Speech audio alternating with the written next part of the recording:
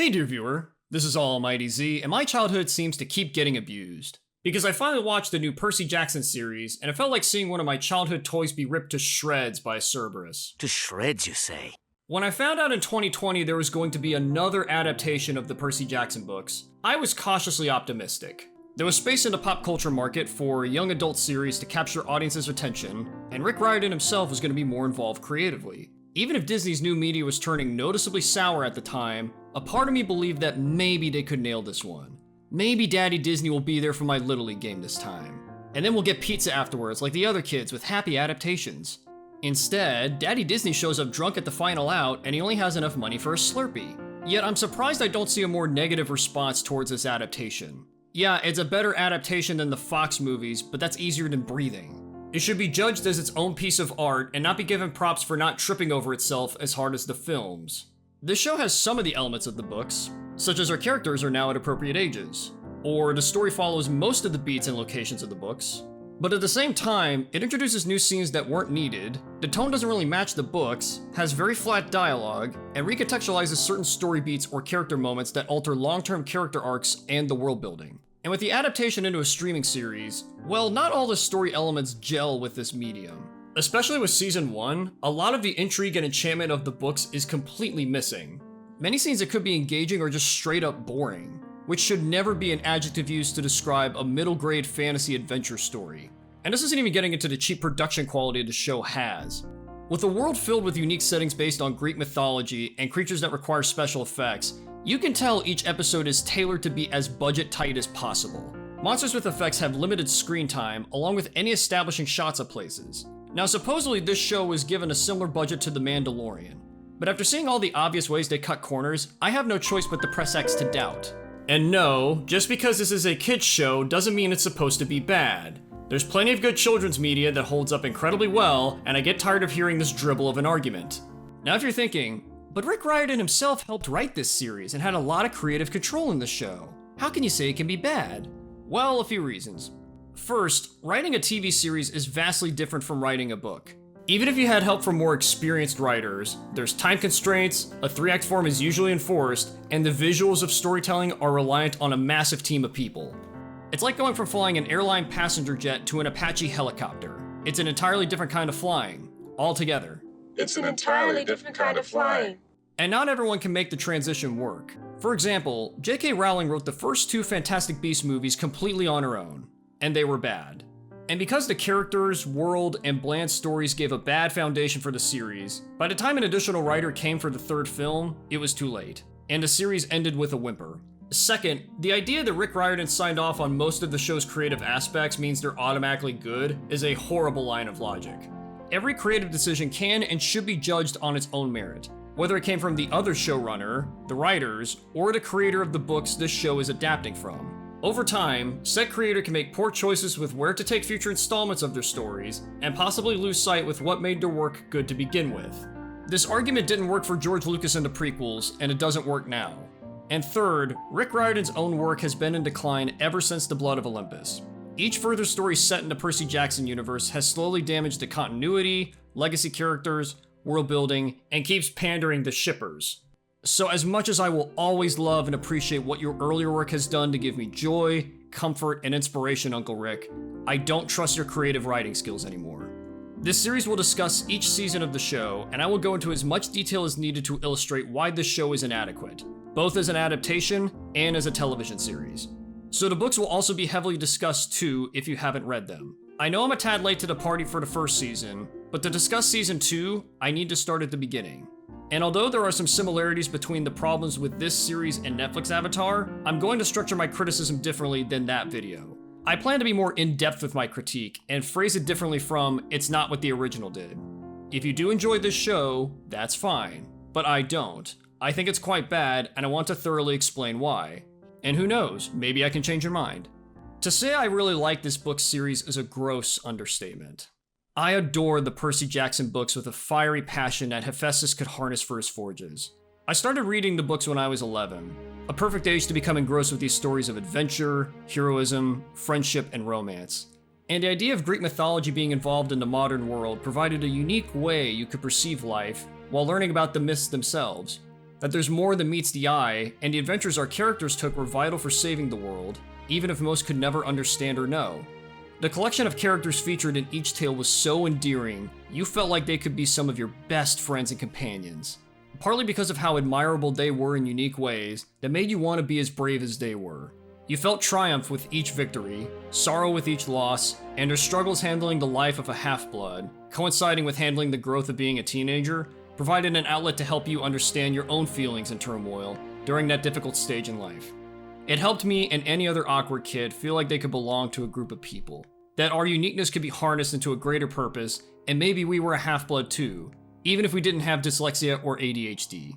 The Fox movies broke my heart and gave me my first, but certainly not last, true taste of disappointment from Hollywood. So to once again receive another piss-poor adaptation is beyond disheartening. And what doubles the heartbreak and disgust I feel is the sad fact this may be the last attempt to adapt these books into a visual medium. And unlike Netflix Avatar, this was a story that needed to be told again. This was a chance to satisfy all the fans of these books who have been longing for years for a respectable adaptation to call our own. Something to beat our chest to and show people, this is why I love these stories and why this series is awesome. And with any luck, this adaptation could have been truly extraordinary. People tend to watch the visual medium of a book series instead of reading it, and this could have expanded the fandom and maybe even become a cultural phenomenon, like a kid-friendly Game of Thrones. But instead, I remain like Sisyphus, stuck in a loop of pain and disappointment. And each time I approach the summit of obtaining a decent adaptation, I tumble back down, forced to repeat this seemingly endless cycle. Now let's get into this fucking thing. You have been warned. And now we begin the extensive review of Season 1. It's lame. Well, good night, everyone. Okay, I got a little more than that, but don't say I didn't warn you. Look, I didn't want to be a half-blood. We begin with a near verbatim of the opening lines from the book narrated by Percy, while he's staring intently at something. Don't say I didn't warn you. Like in the book, these opening lines create intrigue for the story. What is a half-blood? What kind of danger is he talking about? Why should I turn away? It's a solid first impression and tells the book's fans, see, we're being faithful this time. I'll give him a week. I'll give him 11 minutes. Am I a troubled kid? We continue with the narration, but now we have a teacher sprinting to the school's roof and bewildered to find a young Percy up there because he saw a Pegasus. Percy ends up in counseling for this stunt, and thankfully wasn't forced to go on drugs like Phil Collins, so that's nice. Later, Percy sees another mythical creature, but still can't talk about it. Hey fellas, wanna come hear about the imaginary stuff I see? We then cut to the present. I met Grover. We had a lot in common. The bond between the two stems from Percy talking about Greek mythology and getting bullied. And it's a decent way to show a bit of how the two became friends. But already we have a fairly major adaptation change. Oh, come on! Now hear me out. The show has Percy as a troubled kid, meaning he may be mentally unwell for hallucinating things. But the book meant troubled kid in the I don't get along well with authority, will fight bullies constantly, and gets kicked out of schools frequently. This is important because this shift already characterizes Percy in two different ways. One, as a quick-tempered rebel who stands up for himself and the little guy without hesitation. The other, more reserved and uncertain. And no, the brief hit on Grover doesn't show quick temper. Percy didn't immediately get up before Grover's hand stops him, nor does he look enraged when he sits back down.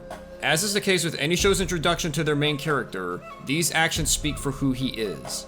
We then proceed to the field trip at the Met. Inside, Mr. Brunner teaches his class on the Greek myths. It's a neat bit of foreshadowing for who he really is. And while Percy is staring at a statue of Perseus, he has a flashback to when he was a kid with his mom, Sally. Perseus. That's me. Percy believes he was named after him because he was a hero who killed monsters. But she responds, What makes you think that she was a monster? well, the whole I turn people into stone bit, but we'll cross that bridge soon. Ultimately, this is her point. Not everyone who looks like a hero is a hero. And not everyone who looks like a monster is a monster. Now, I've seen many online really like this line because it sets up a theme throughout the show that also existed in the books, but I disagree. Hey! It's due to the phrase itself and when it's said. Sally says this while looking at Perseus. The demigod who slayed the tormenting Medusa, rescued Princess Andromeda, saved his mother from a loveless marriage, and gave Medusa's head to Athena to create Aegis. But to say this now implies Perseus wasn't a hero, and that's not the case.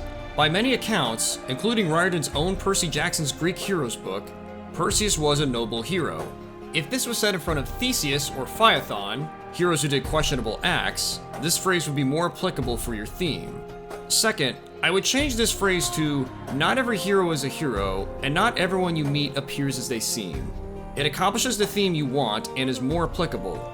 Because, let's come back to this point. You need to see more of the story first. To finish the flashback, Sally tells about Perseus being set adrift. He and his mother were placed in a wooden chest and cast out into the sea.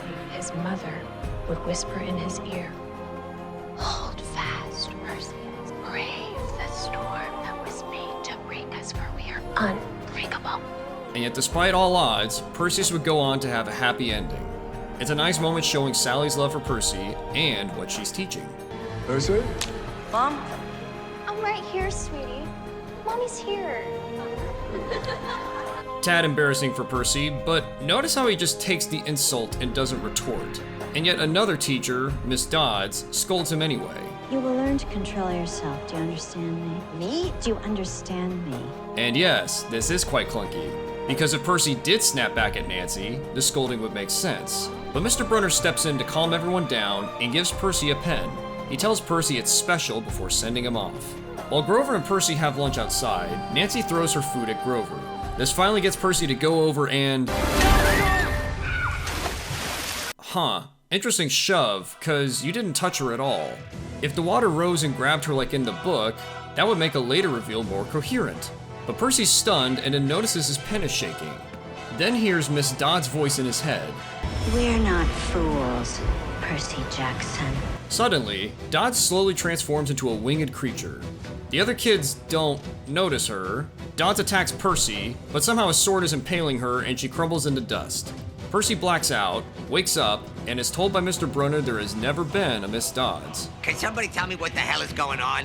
Mitch, help me out here. So why was that sequence more confusing than mysterious?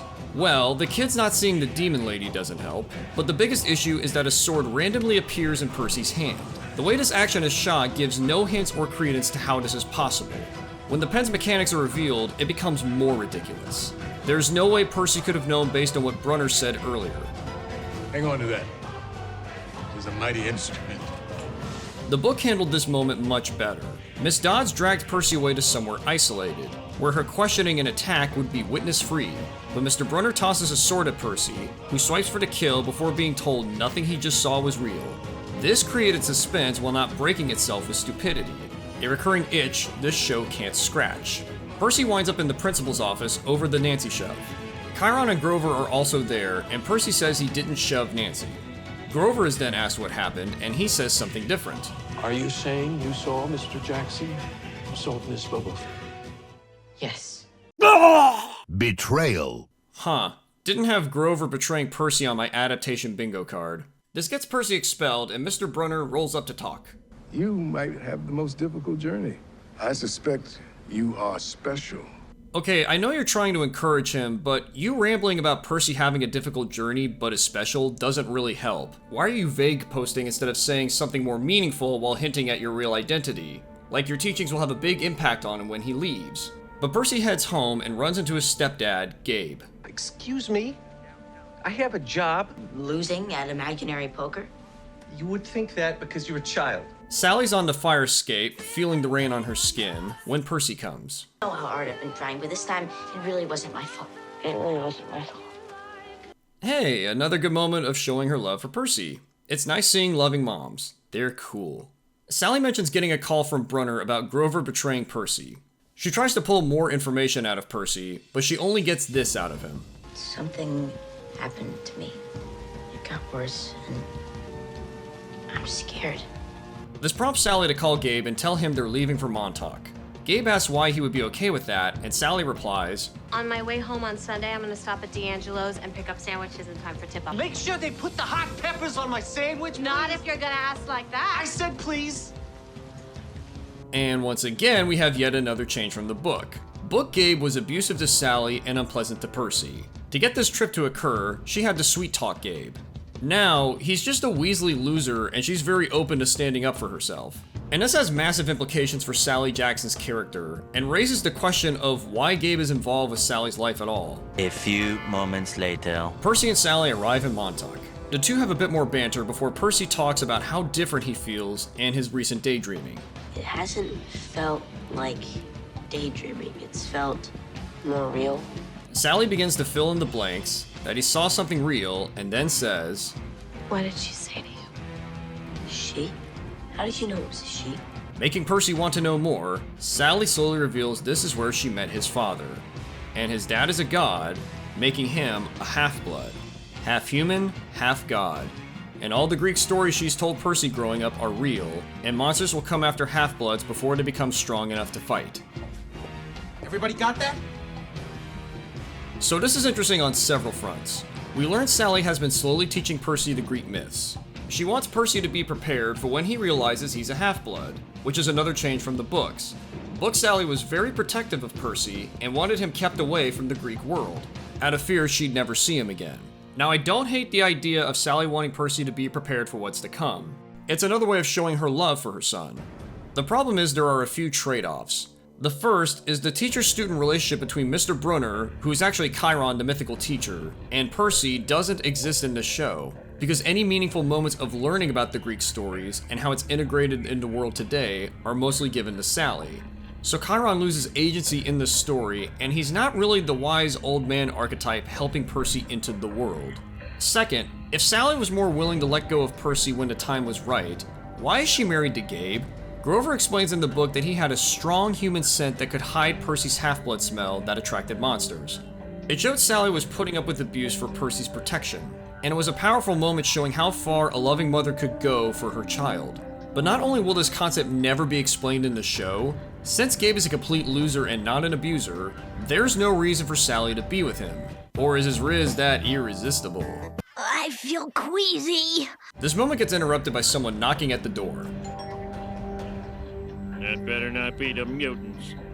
Worse, it's Grover.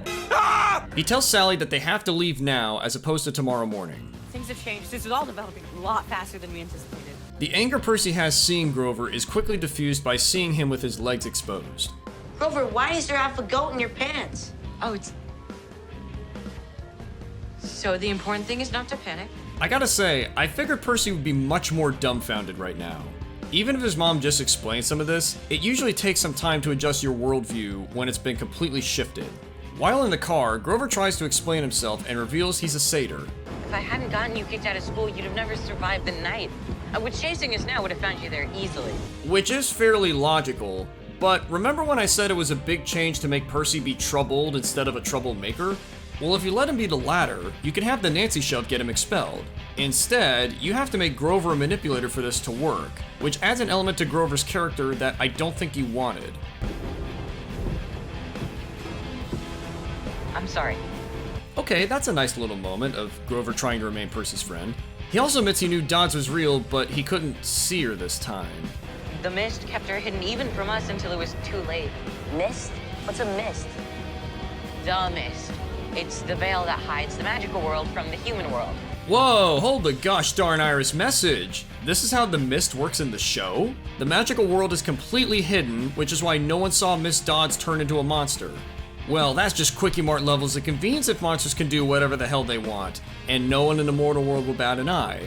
And this is a large oversimplification from the mist from the books, where mortals can't see the monsters, but will be perceived into something else. And it's a massive component of the world building across the series, and especially this first book. But this is our only explanation of the mist, so that's what it is because life is cruel. What else you got, Grover?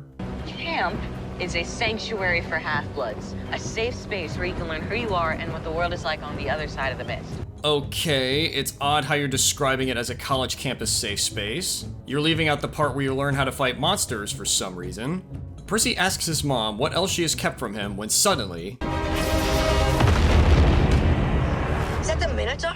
Okay, I'm swearing from here on out. How the fuck can you see and determine that from this distance? You're driving away from it at night in the rain, for God's sake. Is your Greek father somehow Thea? And this is the first of many instances where the intrigue of the situation is undercut or gone because somehow Percy or someone else knows exactly who this creature is, or can piece together correct conclusions out of thin air. Something the books didn't do at all because it knew how to build each situation with incredible suspense. So I'm going to keep a Britted tally throughout this video. Are people using my name to mean make a small mistake? Yes. Anywho, the Minotaur catches up to the car and collides to make the car spin into a ditch. The three slowly get out and Grover notes the boundary into camp, but only Percy would be protected. I can't go with you. She's human. And because Sally knows the score, she makes Grover promise to protect Percy and tells her son, You are not broken. You're a miracle. Hold fast. Brave the storm. And I gotta say, I quite like this moment. It's well acted, and it's easy to resound with a mother giving her only son last words of encouragement before ensuring his safety. She devises a plan to use Percy's jacket to distract the Minotaur while Percy and Grover flee. As they approach the hill, Percy turns around and sees his mom being held by the Minotaur, and hey, that's a good emotional moment. You feel the loss of a young man losing his only family in the world. So Percy looks down and suddenly he's got that pen again in his hands. And it's shaking. Okay, another adaptation change. This pen is really an ancient Greek sword named Riptide. You remove the cap and it becomes a sword. There is a magic component where once Percy puts the pen in his pocket, it will respawn after a cooldown period.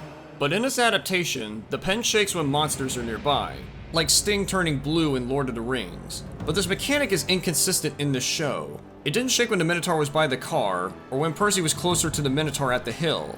And because no one has told Percy all this yet, how does he know how to do this? So going back to the museum, there is no shot of him removing the cap from the pen. It just explodes on its own. So the beginning of this heroic moment already has a clunky setup. Percy! Percy, no! Wait, Grover, why are you on the ground? You just told Sally you would protect her only son at all costs. Get up and either help Percy fight or lead him toward camp. Or is this little tumble here supposed to mean you've fallen and you can't get up? As for the fight, the Minotaur and Percy charge, and Percy gets a nice whack in before the two tumble. After a few dodges, Percy climbs on the Minotaur's back, rips off the cut horn, and stabs the beast. While in between states of consciousness, Percy sees some figures around him and a voice saying, Welcome to camp, Percy Jackson. What? Why aren't you assholes helping him? He's injured! Save the welcoming for later when he's not incapacitated, you toadlickers! But that was episode 1, the strongest of the season. No, I'm not joking. Let's continue to episode 2. Percy wakes up in a sickbed with Grover nearby. It really happened. It's a big deal to kill a monster like that. It's odd that you didn't ask him about his health first. Friends tend to ask that after almost dying to a Minotaur. But Percy asks about his mom and if what happened was real. Did you see what happened to my mom? I did. I'm sorry. Glad you're apologizing at least. You laid there like a pregnant cat watching the whole thing happen. But Percy gets up and vows to find his father. Outside, Percy sees a canoe lake with people nearby and a man sleeping on the porch. Excuse me? I'm Percy Jackson. I'm new here. Peter Johnson is here! That isn't really my name. Before Percy gets more agitated, Grover walks in. Percy? Mr. D, camp director. You really don't want to start with this guy. The D is for Dionysus. That's Dionysus. It's a bit of a shame we don't let Percy and the audience figure this out for themselves, like how he did it in the book, but Percy humbly asks Mr. D if he knows where he can find his dad. I think I can. Son. Dad? Yes, Peter. It's Percy. And hey, this moment's kind of funny. And it's a neat way to show Mr. D's indifferent attitude to demigods by toying with Percy. He then tries to coerce Percy into getting him a bottle of wine before Chiron approaches. This must be a lot for you to process. Oh, no, it's fine. I mean, you're a horse. My father won't talk to me unless I get him a drink. Okay, Percy does show attempts at humor, even if they don't always stick the landing. This is also important because Book Percy was very funny and approached most situations with a hint of sarcasm. And although transitioning his inner thoughts from the book into the show is difficult, it's not impossible if you write how and when he tells jokes. Chiron explains that Mr. D isn't his father and has been forbidden to get alcohol. Why must you ruin everything? Then Chiron takes Percy on a walk through camp. Meanwhile, Grover's protection was deemed a success, despite how he doesn't feel that way. Okay, here's another massive adaptation change that's for the worst. In the book, Grover got knocked unconscious in the car wreck. Percy is the one who drags him into camp after fighting the Minotaur. And despite Percy being alive, Grover's task as a protector was not deemed a success. The only way he could redeem himself was by going on a quest with Percy and returning. When Percy receives one to venture to a place underground that satyrs hate, he's willing to be brave for his friend and prove his worth. Grover went on a great arc to overcome his guilt and fear to finally achieve his goal for searching for Pan. What you've done with TV Grover is remove the biggest obstacle he had to overcome from the book and made him less interesting. He was conscious after the car crash, yet couldn't bring in Percy, yet it doesn't matter as he's rewarded. Which is such an awful way to handle character work in a story, where cause and effect just doesn't matter. Now, Grover's sense of guilt is intuitive. He will try to help Percy in other ways at first, but the urgency he needs to prove himself is non-existent. And his goal to find Pan isn't mentioned at all until episode 4. How do you screw up the central motivation of one of your biggest characters in your first season? Why are you the way that you are? Back to Percy, Chiron explains that Camp Half-Blood is a magical refuge for demigods and hidden from mortals and monsters. Cool, but I wish these 21 seconds weren't the most we get of a visual overview of camp. In most fantasy settings, you tend to spend a little more time establishing the setting of your world to give the audience a sense of daily life, scale, and majesty to the area. Instead, this moment feels rushed, and I can't help but wonder what this moment could have been with more money available. But at least the cabins look nice when we get to them. Percy asks when he'll be claimed and is upset to hear that it may take time. Chiron tries to reassure him and takes him to his temporary home in Cabin 11, Hermes' cabin. I know you feel powerless, but you're not. All will reveal itself in time. Again, more vague posting trying to sound smart. Give him something practical but prudent. It would make you useful instead of a tottering half-horse. Percy goes to a spot on the floor that has his things, and he sees a tall guy walk over. Look, if you want to give me a hard time, just do it tomorrow. I can't do any more today. Hey, another little neat Percy line. Show some wit. But instead, the guy says he's sorry about what happened on the hill and introduces himself. I'm Luke. Percy. For his character and what's to come, this is a fine intro. Later that night, Grover speaks to the Council of Cloven Elders. We don't actually see the conversation, because we cut to Grover interrupting Chiron and Mr. D's game of Pinochle. Apparently, the Council confirmed to Grover that when a mortal is close to death, Hades can take the mortal's souls for capture. Chiron and Mr. D apparently know this already, but won't tell Percy because... The truth can be very dangerous if it isn't handled carefully. Okay, you just dropped a pie bomb on me. A, somehow the Council of Cloven Elders, a council focused on satyr and nature type issues from the books, is knowledgeable on mortal death. The show never explains how or why, so I guess they're omnipotent. B, in the book, this revelation is supposed to come much later from a character whose knowledge would overlap this issue, but you're doing this now for another plot recontextualization coming up. But C, which is the biggest thing, Chiron wants to keep the truth away from Percy no matter what, and not try to find the right time to tell him. Chiron, it's official. You are far from the wise, helpful teacher from the books. You give vague, unhelpful advice, and are willing to keep your campers from helpful information for your own purposes. You suck, and you're weak little cowards! The next day, Percy awakes after a nightmare with a cloaked man. Luke remarks, We all have them, you know. Intense, recurring nightmares. That's normal here. And the daydreams, and ADHD, and dyslexia. Demigods just process reality differently. Oh, by the beard of Zeus, that's bad dialogue. Percy didn't even mention anything about having ADHD or dyslexia, yet you find a way to shoehorn it in. But Luke explains the concept of glory to Percy. Demigods have always fought for glory. They used to call it kleos. It's like this stuff that attaches itself to your name, makes it bigger, scarier, more important. And if Percy can obtain some glory, his dad may recognize and claim him. I don't know why this is happening on day 2 of camp, and not day 1 since a day has passed with the council thing. Hey! Oh, hey! Knock it off, Clarice. And this is supposed to be our introduction to Clarice, another prominent character throughout the series. A child of Ares that's big, mean, and a bully. But you show it by having her be aggressive with Luke nearby. Bullies don't attack their victims with a bigger person next to them. They'll wait until they're alone. Just have Clarice glare at Percy or get him alone before doing this. But now we get our training montage where Percy tries and fails at archery and blacksmithing. And that's it. Where's the meat? It's another missed opportunity to expand upon the world building of Camp Half-Blood's activities.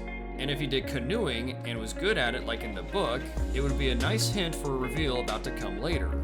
At lunch, Luke explains the concept of giving burnt offerings to gods to maybe get their attention. So this prompts Percy to go into the woods that night and give a burnt offering to talk to his mom.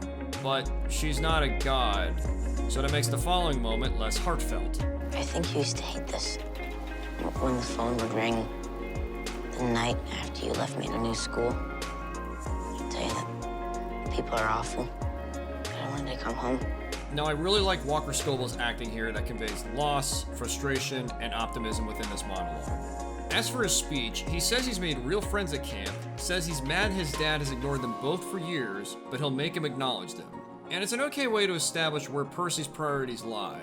But I wish the I made real friends here was stronger by this point. Right now it's only Luke after maybe 2 days? Later. Percy gets ambushed by Clarice and her cronies outside the bathrooms. But how'd they know he'd come around here to do this? They throw him to the floor and Clarice says, Tell me you made it all up about the Minotaur, and I'll let you go. That's why you're mad. That's like getting pissed thinking your friend lied about beating Halo Reach on Legendary. He's got the horn with his stuff. He can show it to you. Why not just attack him because it's a newbie initiation like your book counterpart? Well, Percy says he did it, and they try to give him a swirly. But suddenly, poo water hits everyone other than Percy, and Clarice and the cronies leave, without saying anything. No one wants to remark at all about the craziness that just occurred, and maybe reveal a little bit of character. Clarice for how humiliating this is, or Percy with a clever retort. No? Okay. But witnessing all this is Annabeth, the tall, blonde-haired, gray-eyed girl who will be one of the most important characters of this series. Yep, totally the same. And I can already hear the angry typing, so let me make my position very clear. I don't condone nor want any harassment or racism directed toward Leah Jeffries. I don't blame Leah Jeffries for accepting the role. I think her performance in Season 1 is fine, along with everyone else. My issue is, this is yet another creative decision that is not faithful to the source material. It's disappointing that once again, we are not getting a book-accurate Annabeth in appearance. And it doesn't matter if Rick made this choice and did it in the name of diversity. If you had to fulfill the diversity checkbox, you had other characters in these books that were never described by the race, but general appearance such as Grover and Clarice. The former very goat-like, the latter big and athletic, and you fulfilled the diversity with both characters, even if Grover doesn't look very goat-like. Not to mention the wide variety of diverse and beloved characters in the pipeline with the Heroes of Olympus sequel series. If you make this series objectively good and build a solid fan base, you'll be able to adapt these stories and characters. And of course, if this Annabeth was well written and captured the spirit of the book's character, I would have no issue with the casting. But we get neither, as is the case with nearly each character in this show. Also, almost no one minus Sally looks like who they were in the books, which doesn't make this adaptation exactly faithful. And for crying out loud, why isn't Luke's scar more pronounced? It looks like it's been drawn on by a drunk makeup artist. But back to Annabeth, this is our proper introduction to her. I say proper because her first appearance was at the very beginning of the episode. You drool when you sleep. Fucking really? You're judging a kid while he's in pain and emotional turmoil after losing his mom. Is this really the first impression you want me to have of her? But she said this in the books. Not like this. She said this to Percy once he was conscious after nursing him back to health. The slight dig at the guy was humorous because he was in good health after all the work she did to heal him. When you do it like this, she's coming across as an insensitive asshole. Are you stalking me, Annabeth? Yes. Wow, you're really outdoing yourself, show. I've never seen writers try to convey a character being smart and calculating by stalking. Courts aren't gonna buy that, and neither am I. And if she's been stalking this whole time, this confirms Annabeth didn't nurse Percy back to health in the beginning. But Annabeth is convinced Percy is special and wants him on her team for Capture the Flag. Now if you're thinking, why would Percy want to be on her team? This is their first real interaction, and she's only been a total ass. Well, the next day, Luke tells Percy, Annabeth's the head counselor of the Athena Academy. She's led our team to 3 straight wins. It's been a long time since anyone's won a 4th. Annabeth sees the world differently, always 6 steps ahead of everyone else. Whose side are you on, anyway? Oh, hers. Always. She's my little sister. Unholy mother of Demeter, that is some atrocious exposition. And this won't be the last time something like this happens, so I'm adding another counter for exposition dumps. And it's so jarring because this show has to quickly establish Annabeth as a character, because she got introduced more than halfway through this episode. And you do it by exposition, which is a pathetic way to write who Annabeth is and how Luke feels about her. If you slowly showed us who she is throughout the episode, with some interactions with Luke and Percy like a normal person, that would be decent. But instead, you suck. Then Luke and Percy are at lunch. A long time ago, Zeus, Poseidon, and Hades agreed their children were becoming too powerful, so they made a pact not to father anymore. And it held for a long time until Zeus broke that pact. Until Thalia. But wait, there's more! One day, we find this little girl hiding in an alley, Annabeth. You're worried about taking her in, exposing her to all that danger. We saw the fight. Thalia didn't make it, but Annabeth and me, we did. You couldn't go 2 minutes without shoveling more exposition down our throats. And it's so lazy, too.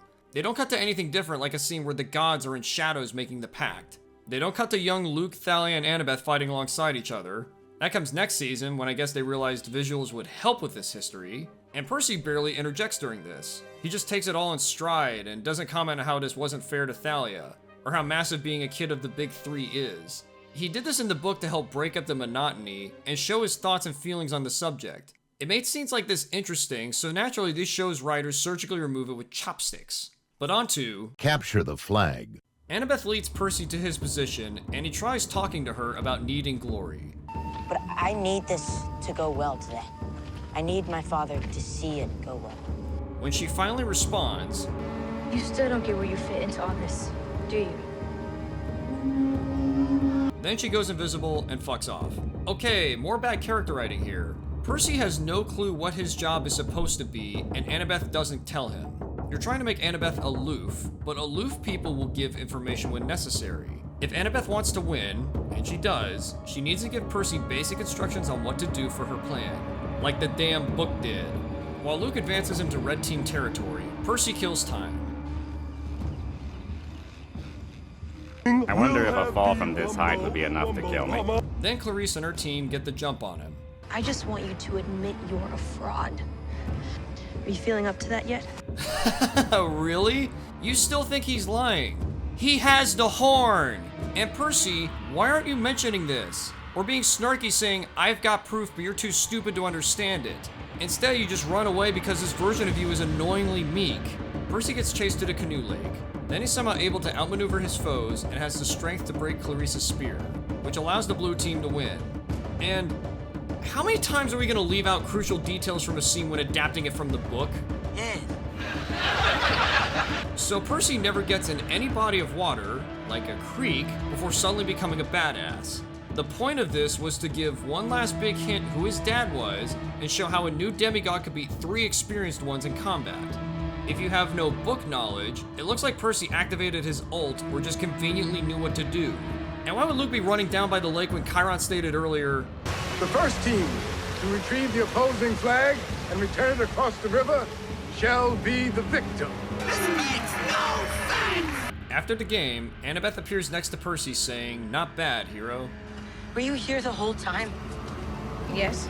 Again, you're trying to play this off as a joke, but you're showing Annabeth as an asshole. Writers, stop confusing aloof with obnoxiousness. She doesn't even explain how it was all part of her plan, or even say how she would have stepped in until Percy took care of business. Hell, what if Percy left to go join the fight because you didn't tell him to stay put?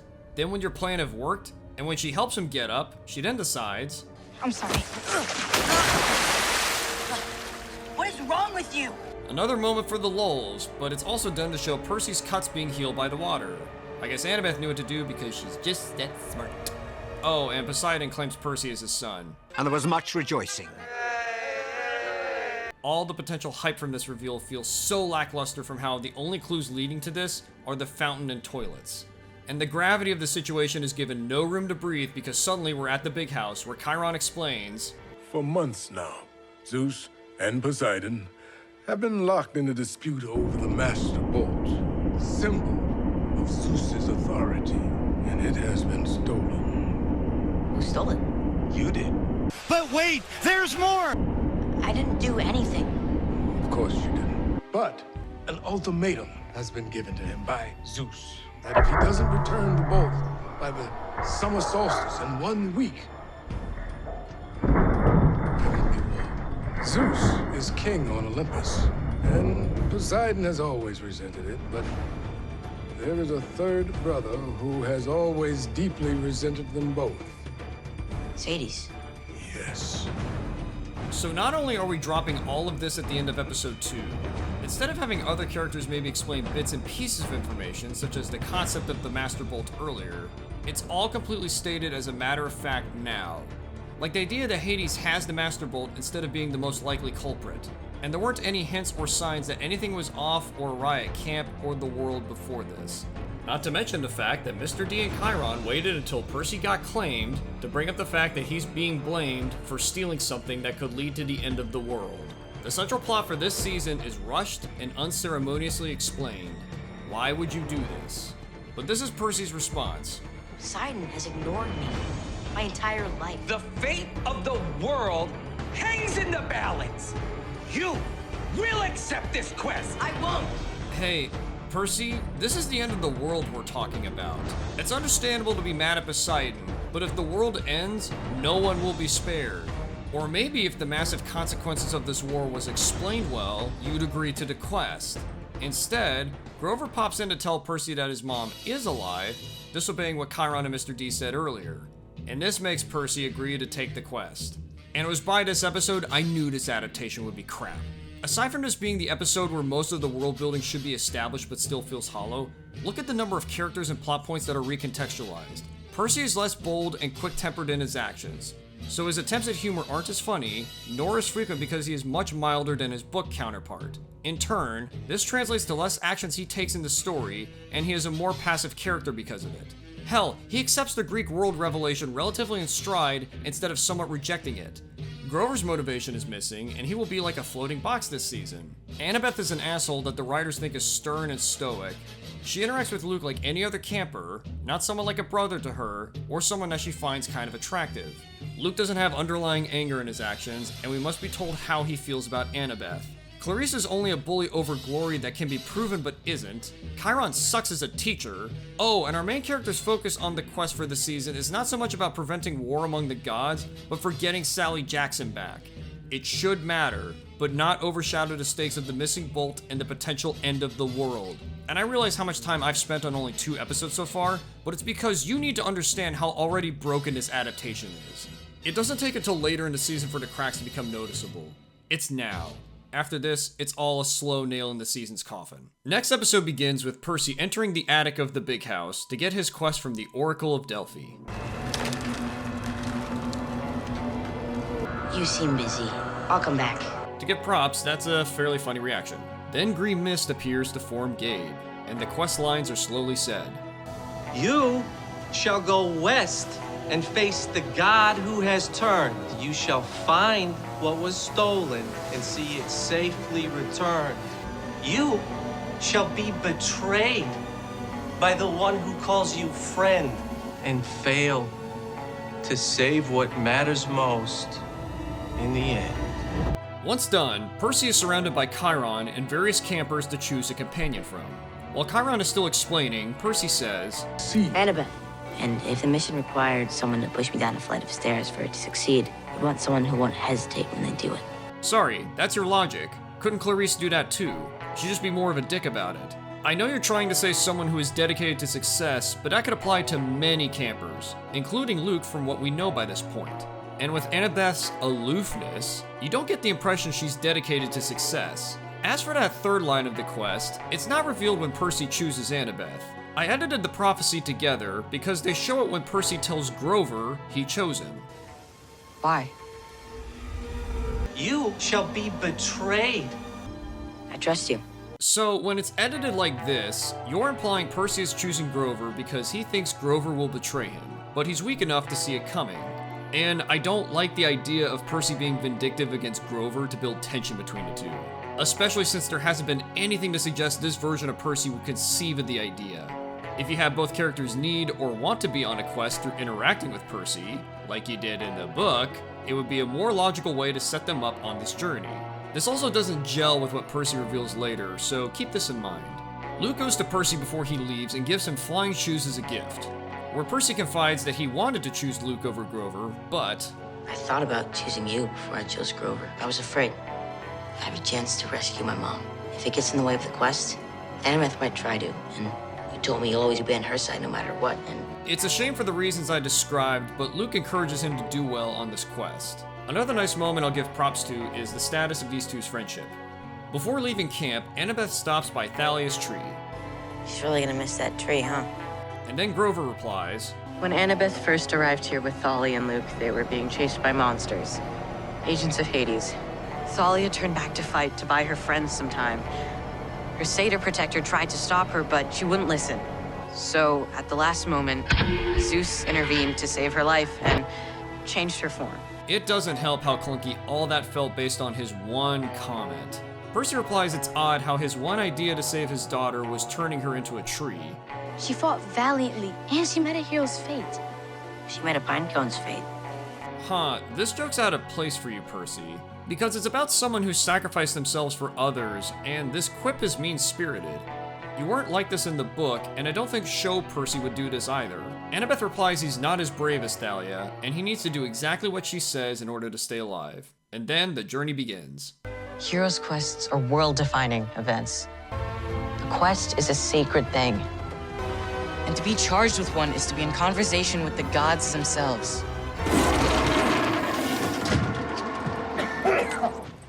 Fair joke here. But by this point, Percy asks why they aren't flying. Why in the underworld wouldn't you discuss this before leaving camp?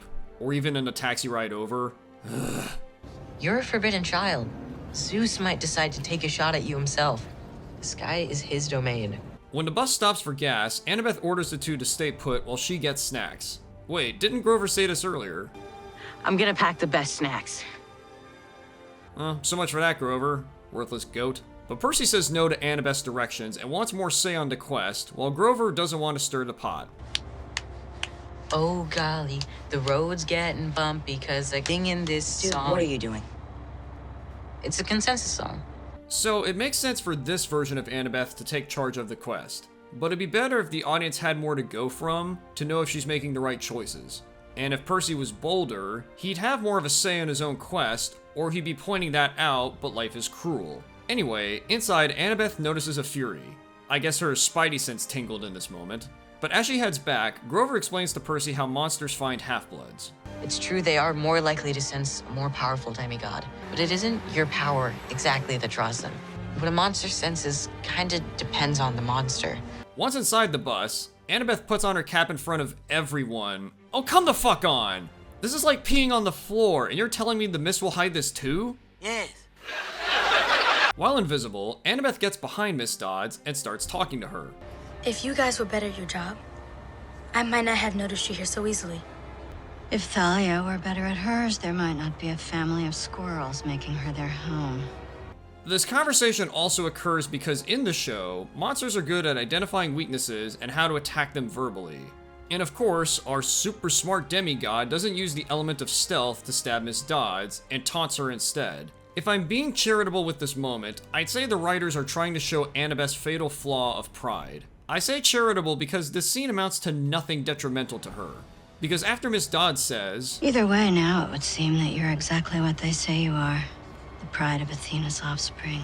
Perhaps the most formidable demigod child alive. it's another moment of telling us how amazing Annabeth is, when we seem very little to validate it. I'm here to collect your friend. Bring him in quick and quiet, that is what I was told. Lure him off this bus where I can take him quietly away from so many eyes, and your quest goes on unimpeded and unburdened. We both know he isn't going to be of any help to you, and maybe even a hindrance. Okay, let's delve into why this ethical dilemma is really stupid. The quest is to go retrieve the bolt. To skip ahead, Hades wants Percy because he thinks he has his Helm of Darkness. The idea that Percy will slow Annabeth down hasn't been demonstrated in the slightest. And without a son of Poseidon helping, the reality is this would make everything harder for Annabeth. So why on this side of Chiron's ass would Annabeth even consider this? It's like being offered a junker car for your Acura because it's cheaper. And if the show is trying to say she's awesome enough to make it across country and enter the underworld by herself, that removes a lot of tension in her involvement in this quest. And Dodds, you're a monster serving Hades. Just take Percy by force, you hag. And who'd have thunk it, Annabeth heads back to tell the boys to escape through the emergency window. Once they open it, the alarms go off and the passengers evacuate. This prompts Miss Dodds to change into Fury form, yet she gets blocked by mortal passengers. You fucking kidding me? No! So even if they can't see or process what you are, why can't you just shove them out of the way? Your targets are escaping! Screw courtesy! Well, the other Fury crashes in the back, but Annabeth's Call of Duty skills come in handy as she knife throws the Fury to insta-kill her and the trio escape.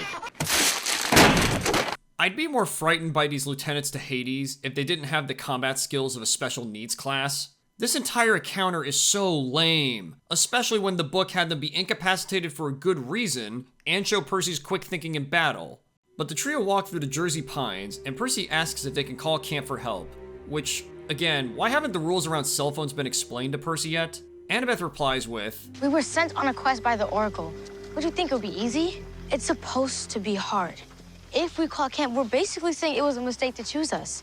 Percy replies he's okay with quitting, and why would you ever say that when the end of the world is coming if you fail? Annabeth replies with asking why Percy is afraid of who he is, which doesn't address at all what he's talking about. He's confused about how things work, not afraid to go on the quest. To try being charitable to the writers again, I think this is a moment where Annabeth is trying to prove her mettle by reassuring herself to keep going, but this conversation does not convey this. So Percy asks, "Then at least let's call your mom." Excuse me? Which touches a nerve with Annabeth. But the conversation delves into Annabeth revealing Grover was her Satyr protector first, and then... Thalia, Luke, and Annabeth had a Satyr protector. That was you. Why didn't you tell me? No. In the book, this reveal occurred much later, after all our characters could trust one another, and it allowed you to ponder the mystery behind what Annabeth and Grover were hiding. Instead, we must pay off the inadequate setup earlier in the episode immediately, because this show despises the concept of creating intrigue in our characters' history, and must blurt it all out like a kid who can't keep a secret. Here, please hit me as hard as you can. But Grover, the vegetarian satyr of all things, smells burgers and the conversation just ends for the next scene. And notice how during that entire conversation, no one remarks how insane it was that two Furies already appeared and tried to kill them. This could have been an interesting moment having our characters reflect on a crazy scenario and reveal more about themselves, but nah, more plot. So they walk into Auntie M's Garden Gnome Emporium and immediately... Auntie M has a garden full of petrified stone folks. Yeah, this is someone from our world, all right. Anyone want to guess what M is short for? She birded it. Whatever. Now, if our characters were more vulnerable from being scared, wet, and hungry, like in the book, they wouldn't be able to detect this, and rob another scene of intrigue into something much different. Ms. Dodds also lands outside the place and says Annabeth should have taken her deal, but she won't come inside due to Medusa. Now, her returning immediately is a change from the book that, in theory, could work. When the trio escaped then, she was still on the bus, but because she can fly and they're on foot, she could catch up to them. But it's her later involvement where this execution falls apart like an Artemis-based dating app. Medusa comes outside with her head covered, the others turn away in fear, and she says, "She won't bother you as long as you're with me. Not if it means reporting that she failed to retrieve the son of Poseidon." How did you? The forbidden child has been claimed. How long did you think that secret would keep? Yes, somehow the entire monster world knows who Percy is already. Did they have an Olympian NSA or something? Medusa offers the trio lunch, and due to being in a rock and a hard place, Percy says they can trust Medusa. My mom used to tell me her story. And the point was always that she isn't what people think. Interesting logic that connects back to the beginning. And keep the "she isn't what people think" part in mind. The trio trickles inside and nibble on refreshments. Percy asks Medusa, "So you're not a monster, what are you then?" A survivor. And also what she views Miss Dodds as. I don't like bullies. When one shows up on my doorstep, they end up spending a lot more time there than they planned for. The gift the gods gave me is that I cannot be bullied anymore. Annabeth responds, What my mother did to you wasn't a gift. It was a curse. Do you really want to smugly tell the deadly monster that? Which Medusa replies, Athena was everything to me. I worshipped her, I prayed to her. I made offerings. She never answered. I would have worshipped her that way for a lifetime. In silence. But then one day, another god came and he broke that silence. Your father. The sea god told me that he loved me. But then Athena declared that I had embarrassed her and I needed to be punished. Not him. Me. She decided that I would never be seen again by anyone who would live to tell the tale. Now, it's also interesting that Medusa frames her side of the story as being unfairly punished by Athena. Because if you perceive it like that, why would you view your powers as a gift? These two worldviews contradict one another. Annabeth responds, That isn't what happened. My mother is just, and you are a liar. But instead of giving a rebuttal, Medusa asks Percy for help in the kitchen.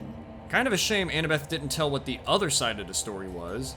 That would make the moral gray area of this myth you're trying to establish interesting. But that requires good dialogue from our characters to firmly express their mindsets, and you only hint at the idea, then walk away. In the kitchen, Medusa straight up tells Percy Annabeth will betray him, and she's trying to help because... Your mother and I, we're like sisters in a way, targeted by the same monster. So I find myself feeling protective of you. A monster? My mom never talked about my dad that way. And now the elephant in the room has taken off the invisibility cap. This adaptation is implying that Medusa was sexually assaulted by Poseidon, as also confirmed by both John Steinberg and the actress of Medusa, Jessica Parker Kennedy. What? Now, I've seen some people praise this as a good change from the books because this is how the myth went. And if you really believe this, I've also got a bridge in Brooklyn to sell you. First, some versions of the myth do have the Medusa-Poseidon relationship as consensual, so you can't conclude this was the true version. 2, when each Greek myth was incorporated in these stories in the books, the kid-friendly version was always told, because Riordan knew his target audience, and certain adult aspects of the stories would be inappropriate to the readers. There's a reason why he's never included Oedipus in any of his books. And 3, do you really want the implication of Poseidon being a rapist thousands of years ago to be an aspect of his character? Because that's antithetical to how you're trying to present him in the show, and his attempts to connect and guide Percy become rather skeevy. You didn't need to do this whatsoever, and it's bizarre you try to make Medusa a sympathetic villain. Medusa then asks Percy if he trusts his companions and offers, I could help you remove them from the equation so that you can be free of them. Which makes Percy run, and yet again, this show presents another moral dilemma that isn't meaningful at all. The idea that Grover or Annabeth would sacrifice Percy's mom for getting the bolt hasn't been hinted at whatsoever. The conflicts so far are who's in charge of the quest, how decisions get made, Grover's history, and why he's kept it a secret from Percy. None of that implies they don't want to help Percy get his mom back. Especially because Grover is the one who told Percy about his mom being alive, which made him go. These pieces don't connect to your story at all. Downstairs, the trio hide in the basement and a fire reveals the room.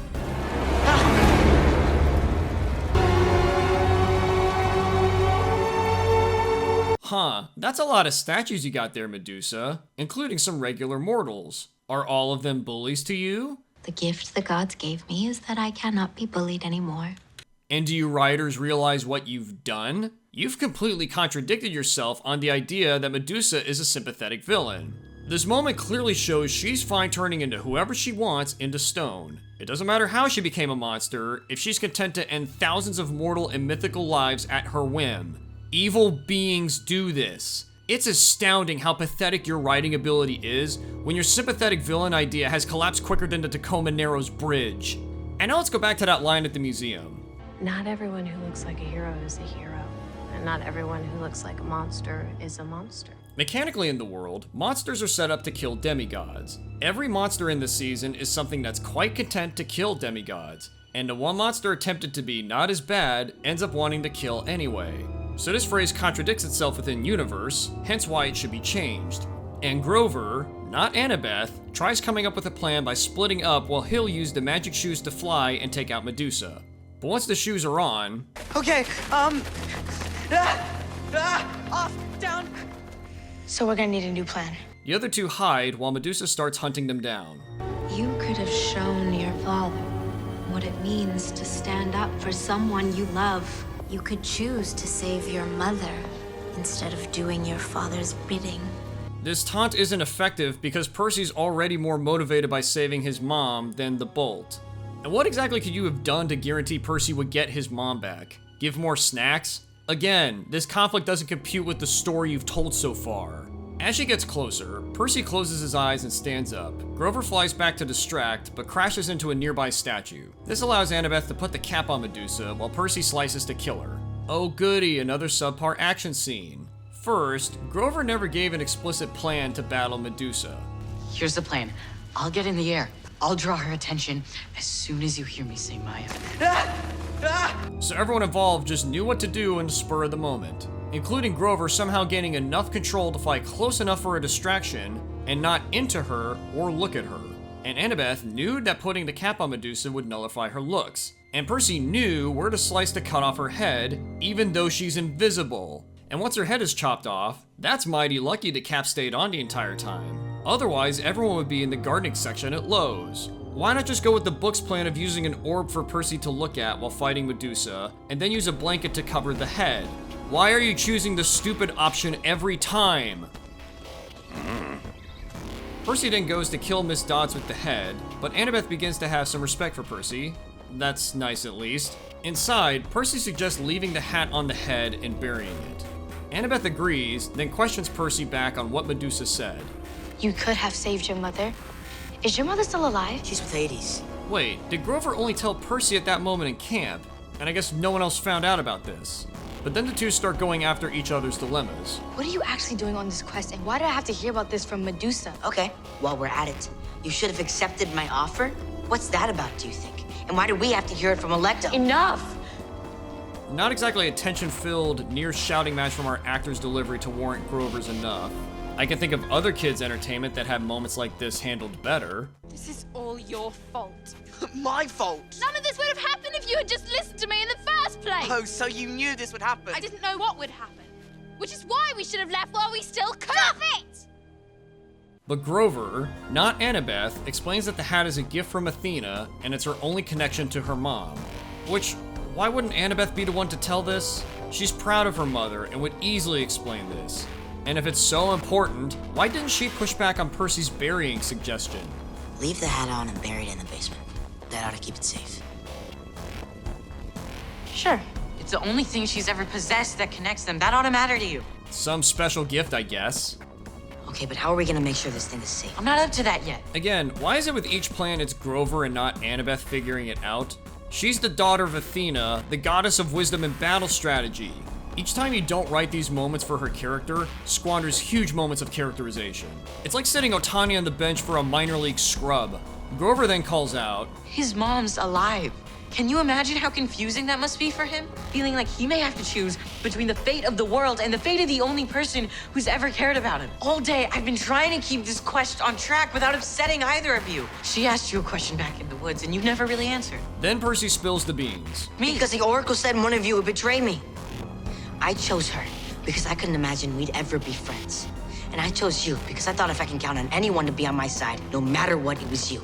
So why didn't the editing from earlier reflect this? Percy, show, Disney, shall be betrayed. I trust you. How incompetent are you? And now I'm feeling so alone. I don't know what to think or who to trust. This makes Annabeth reveal she denied her offer from Dodds and Percy from Medusa, but the moment of forming trust after being vulnerable is hollow when both offers sucked. But this entire scene plays into a bigger problem. In the book, this moment of Percy wondering if his team would betray him paid off near the end. After going on a long journey, encountering many tasks and challenges, and realizing his doubts were invalid towards Grover and Annabeth after how much they went through together. It was a great culmination to their journey, and it paid off when Percy made a big choice in the underworld. Instead, the show decides to pay off this moment right now to show the team can trust one another. Even though there's more obstacles for the journey ahead, and the idea that everyone worked together to take out Medusa, and technically the Furies, wasn't good enough for the writers. This is like trading away the family cow for rotten beans that aren't even magical. And hello again, Britta. Pizza! Pizza, pizza, going tummy, me so hungry. Percy decides to take the head and mail it up to Olympus through Hermes' delivery service. Okay, look, this is a bad idea. They will see this as impertinent. I am impertinent. Except you aren't. You've gone along with every plan without much fight, and he reasons further.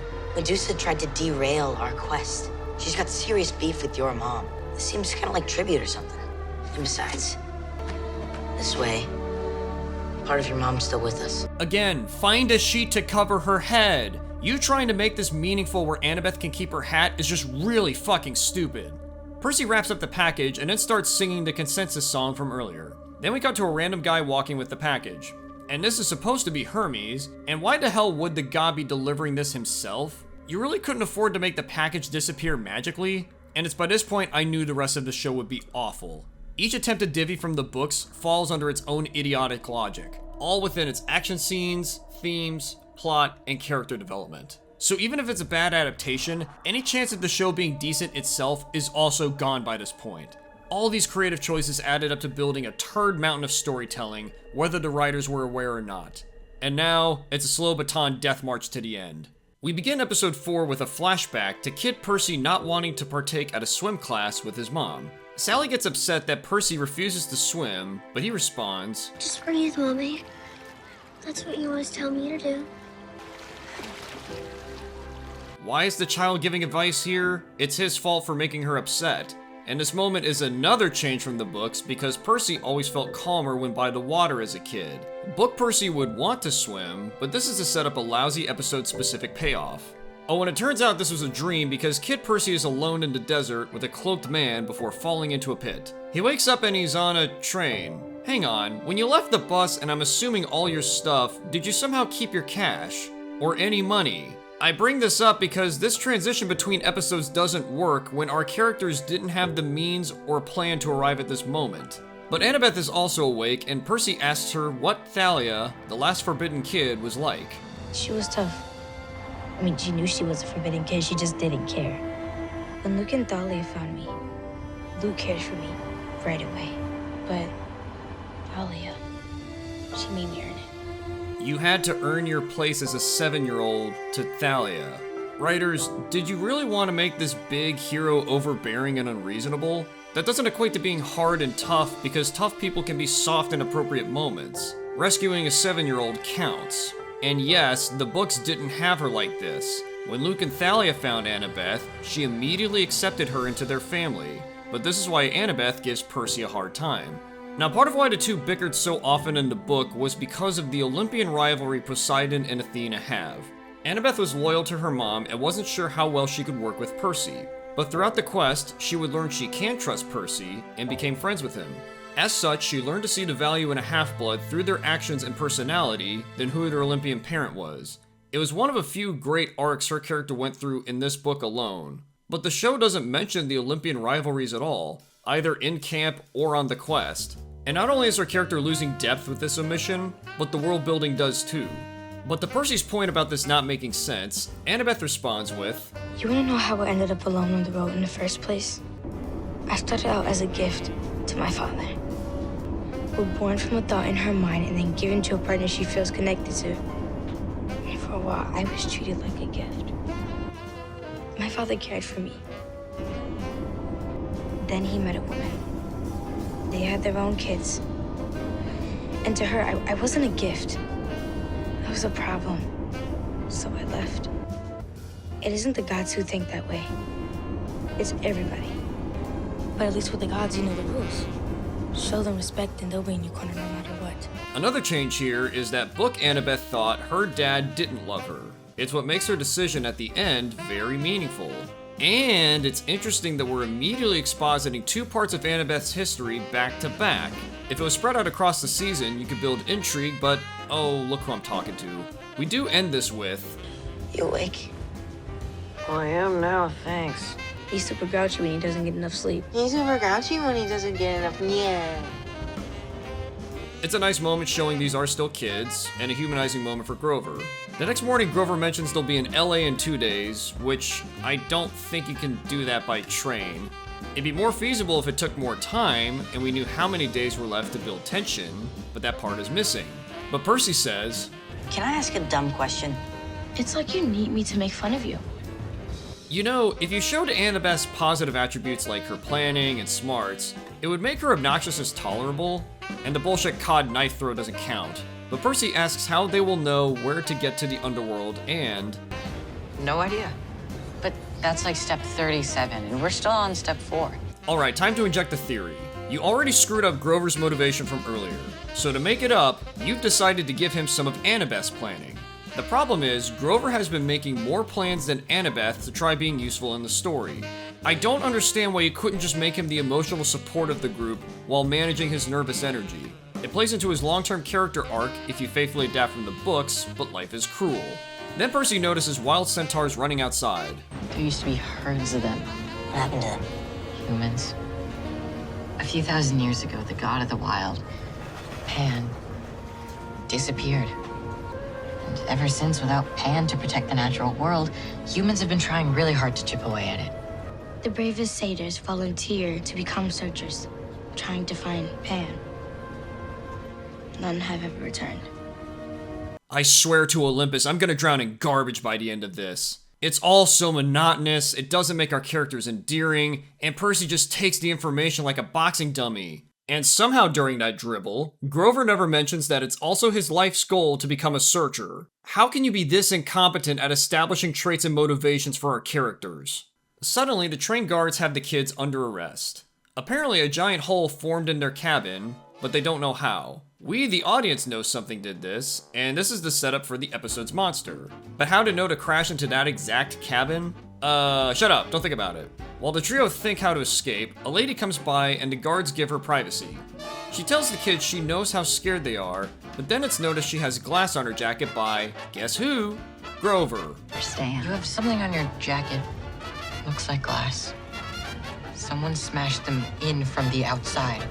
The lady goes to her pet carrier and tells it they're almost there before replying, "You're going to have to bear the burden of your parents' mistakes today." But Percy retorts, I don't know who you are, but I think I know what you are.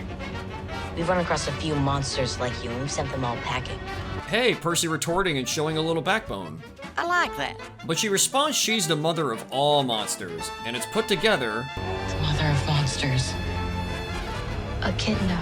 Oh yeah, how come Grover didn't smell her a while ago? Or Riptide starts shaking in Percy's pocket. Then Echidna monologues for too long about how demigods are the true monsters before opening up her bag. And no, I didn't cut anything. That's how this action scene goes. The tail hits Percy, but through editing misses Annabeth somehow to allow her to grab and stab. But the trio run to the back of the train, and luckily, the train decides to stop in a rail yard. You really couldn't have a scene of Echidna forcing the conductor to stop, or show the conductor stop from a red alert of some kind. Because when you edit it like this, it's a major convenience for our characters. They had no way off the train until this exact moment. Annabeth decides they need to stop somewhere safe to hold up and wait for this to blow over. And also luckily, the train stopped in St. Louis, where the Arch, an Athenian monument, will protect them. Now, let's talk about what the book did for this scene. The chapter at the Arch was a pit stop between trains, and Annabeth wanted to see the Arch because she loves architecture. They didn't run into Echidna until at the Arch. Now, I'm fine with the idea of turning this pit stop into a more plot-driven adventure for a TV show. But the problem is that there isn't enough from the book to flesh this out into a whole episode. And the horrible execution does not help. Echidna can crash into the train, hurt but not kill them when given the chance, and conveniently they're near a major city with a monument to Athena. Annabeth describes its design. It's 630 feet wide, 630 feet tall, both to within an inch. It's got no internal support. Each side is balanced perfectly against the other. The arch is held up by symmetry. It's held up by math. But I'll let you in on a little secret. This is the only moment in the season where Annabeth admires architecture. And it's more in relation to admiring the Athena tribute, not a love of beautiful buildings or monuments. Which was her biggest interest and career goal from the books, and it's insulting how you didn't include this in the show. We never hear her say, I want to build something like this one day. Because once again, all the depth these characters had in the books must be sucked out and replaced with whatever's convenient for the plot. Writers, you really couldn't have one moment like this? I'm an architect. You're an architect? I'm not. Grover points out they can't stay forever and plans to get more train tickets, which somehow the hole in the train hasn't made them fugitives, but we'll get to that. Meanwhile, Percy asks if Athena is around. We right down, just go into the potty. Nice. I have a gift.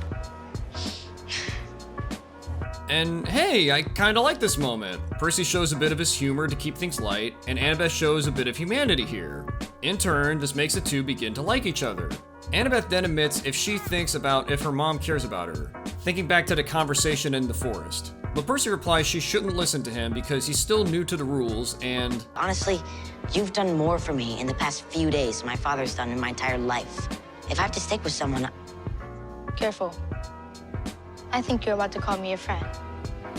Now, it's a bit too soon for the two to think of each other as friends. They fought a couple monsters so far, but it's still only been a few days of working together. There's still a lot to go through, and this moment should have happened in another episode or two. But I can appreciate the sentiment, and at least it's something other than parroting exposition. But suddenly, Percy grabs his shoulder and keels over. I think those stinger things were poisonous. Oh, now the sting is affecting him because the plot needs it to. Grover comes back, and they try putting Percy in the fountain to heal him. It doesn't work, which... why not? Shut up, don't think about it. But they see Echidna slowly approaching, and Annabeth decides to take Percy to the top of the arch to ask Athena for help. And while leaving, Echidna's pet, the Chimera, is able to flip over cars and regular people begin to panic. So mortals can't see the monsters and be freaked out by them. So what was that crap on the bus? But even though the three get in the elevator, Echidna and Chimera can enter the museum. And why is that? Well, Percy sending the head to Olympus hurt Athena's pride and made her mad, so she's punishing everyone for this. Really? Do you really want the goddess of wisdom to be the petty, short-tempered type? And why does guilt by association? Just punish Percy if you're gonna go this route. And all that protection temple hype was pointless. Just have them hide here, but Echidna finds him. To get people out of the arch, Annabeth pulls the fire alarm. And hey, I like the trio being concerned for the safety of others. This makes them heroic. While they evacuate, Annabeth tells Grover to take Percy while she holds off Echidna. But before she does, Percy offers her Riptide and...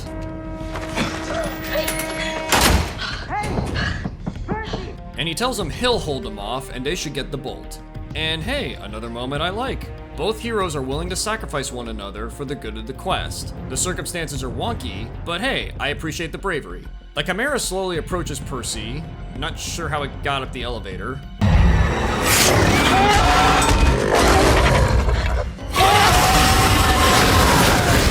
Then Echidna waves her hand and a hole appears in the floor. What, are you Creamy Chief Palpatine? When the hell could you use the Force? Just have the Chimera's breath burn a hole through the arch like in the book. But weak and outmanned, Percy dangles from the hole. He slowly loses his grip and falls into the Mississippi River. As he tumbles, water from the Mississippi grabs him to cushion the fall. And time for another book change analysis. In the book, Percy jumped through his own volition. He couldn't win the fight, prayed that Poseidon would help him, and took a leap of faith he'd be safe. And it paid off. It gave agency to his character and showed how impulsive he could be with no options.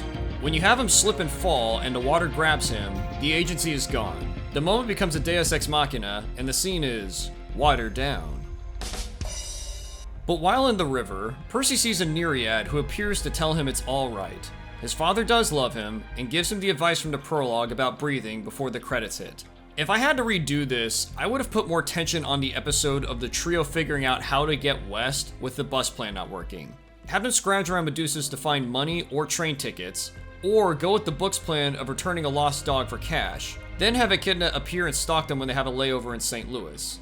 It's not perfect, but it's much better than this garbage. Oh, and Echidna never transforms, by the way, cause that's too expensive. Episode 5 begins with Annabeth and Grover right next to first responders, but you aren't hiding from the arch and train explosions. One of you has an invisible hat for Poseidon's sake. Then Annabeth looks over and...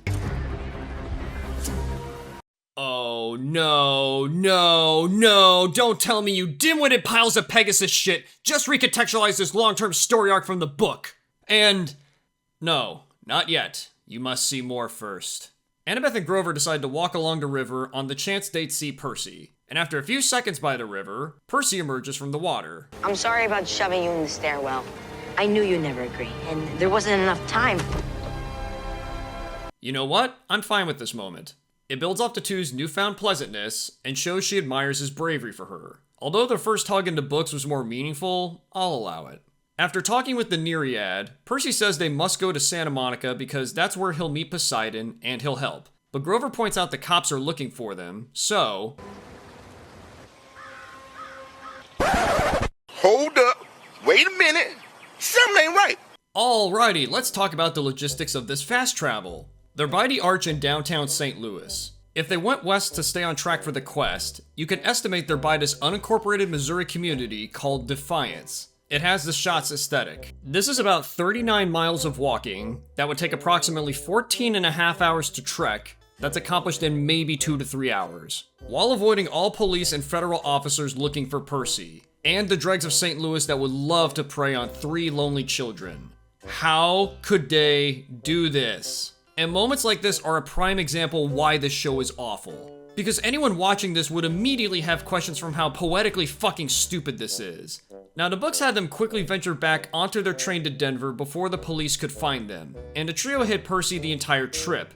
The sequence did have its own share of problems, but you could make it work here. Not having the train exploding makes it easier, and if you have Percy put on the hat for most of the trip, he can remain hidden. Or if you want to keep the train explosion, have an upcoming character helping them find them in St. Louis. But you decided to drink rig juice for your story, and I hate you. Hey guys, I think this quest might be harder than we thought. Okay, I get this is another joke attempt, but it doesn't land when neither Grover or Annabeth roll their eyes or groan or do anything to acknowledge it. But then Percy starts talking out loud. I've been thinking. I didn't steal the Master Bolt. You guys didn't steal the Master Bolt. We're pretty sure Hades has the Master Bolt, but he couldn't have stolen it himself. We don't even know who actually stole the thing, or how deep this goes. I'm the last person to realize this, aren't I? Ugh. The working through this conspiracy to reach this conclusion shouldn't be reached like this. Build up the ideas over the previous episodes, and ideally reach the conclusion just before entering the underworld. This makes it intriguing instead of stupid, so... Anybody else? No. And I guess Grover and Annabeth are both so smart they just knew all along. Percy continues. Maybe when we started, my head wasn't fully in this, but since the river, it all feels different somehow. He saved me. My dad.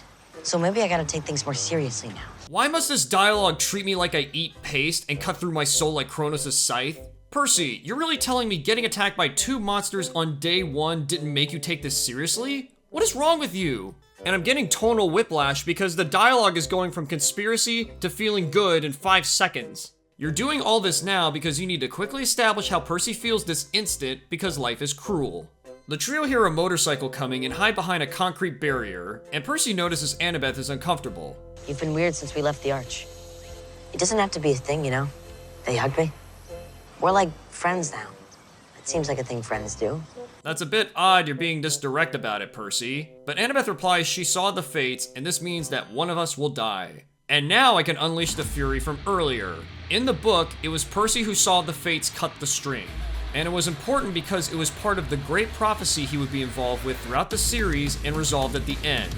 And you're turning this into a short-term setup and payoff manufactured for this episode that directly impacts Annabeth. Why would you do this? But the man on the motorcycle stops in front of them and... You think you know me? No way. Oh my! The rated R superstar! Edge is here! He offers to help, the trio refuse, and he replies, You sure? Because you guys are so behind schedule. And he knows this because this is Ares. The god mentions he's been sent out to look for the bolt, and if they meet him at a diner up the road, he'll explain how he'll help. The trio head into the diner and... Give me a second, I'm just starting to fight on Twitter here. Nothing makes me happier than a good old-fashioned burn-it-down fight. The first big act our God of War does to display his power is cause a flame war, not influence a foreign conflict, or dominate some mobile war game. Was this really the limit of your creativity? Sorry, Twitter trolls, but your work isn't exactly divine. Once the trio sit down, Ares tells them that their quest is bound to fail as the feds are looking for Percy. Percy was always troubled, but I never thought he was capable of something like this. Wild, right? The FBI is already spreading your picture around. Hey, it's about time this plot point from the books showed up. Part of what added to the tension of this quest was the avoiding the mortal police and feds along the journey. And this started the second they left camp because of Sally Jackson disappearing and Gabe's Camaro getting destroyed. This would raise some questions, and it would have started much earlier. Why are you sitting here then? If you're supposed to be looking for the master vote too, shouldn't you be out there looking for it? Ares admires her spirit, and I do too. It's a smart question to ask, and we finally get something shown of Annabeth's intelligence. Ares replies that no matter what, Zeus will be going to war with Poseidon. Percy replies that's not what the Oracle said, which Ares retorts, Is that what she said? Or is that what Chiron said she meant? Now we're getting into reframing prophecy and story. Technically, Ares is correct that the prophecy never stated the war wouldn't start if they succeed. But if you're reframing the story to make war inevitable, this in turn removes agency from our characters. Because if they succeed in stopping the war, that's quite an accomplishment. Otherwise, this feels like the whole journey is stoplight and GTA levels of worthless. But Ares goes on. See, years before I was born, my grandpa Kronos ate my aunts and uncles. Then my dad made him puke them back up, then chopped him into 1,000,000 pieces and chucked him into a bottomless pit. So that kind of set the tone right out of the gate. Olympians fight. We betray.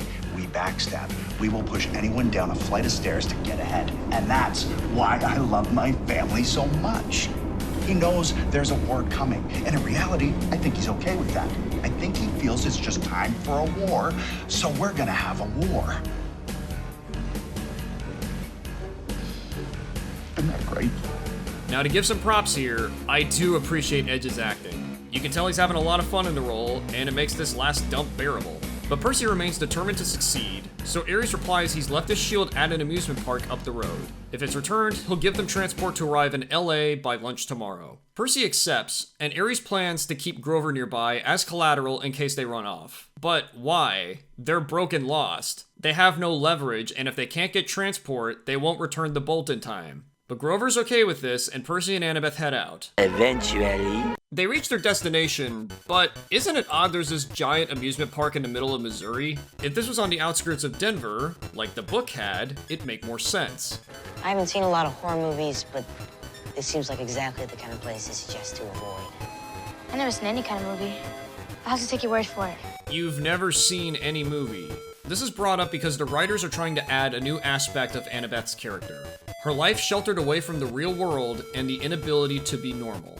This wasn't in the books, but I don't hate the idea of trying to add it in the show. If she spent a large portion of her life at Camp Half-Blood, being in the real world would be an adjustment. The problem is there isn't enough shown so far, nor in the future, that help establish this concept.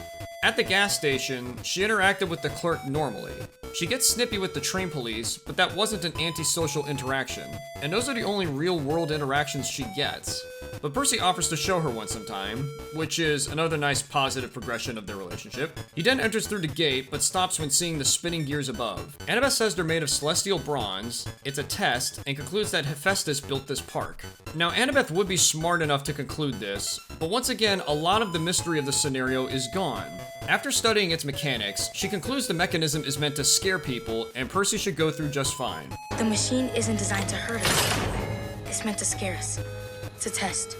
It is a plus to show Annabeth's smarts here, even if this wasn't a trap. But now that you know who built this place, more intrigue will be lost the closer you get to the shield. Back at the diner, Ares is trolling on Twitter again. Then Grover brings up they met at the winter solstice. Protester.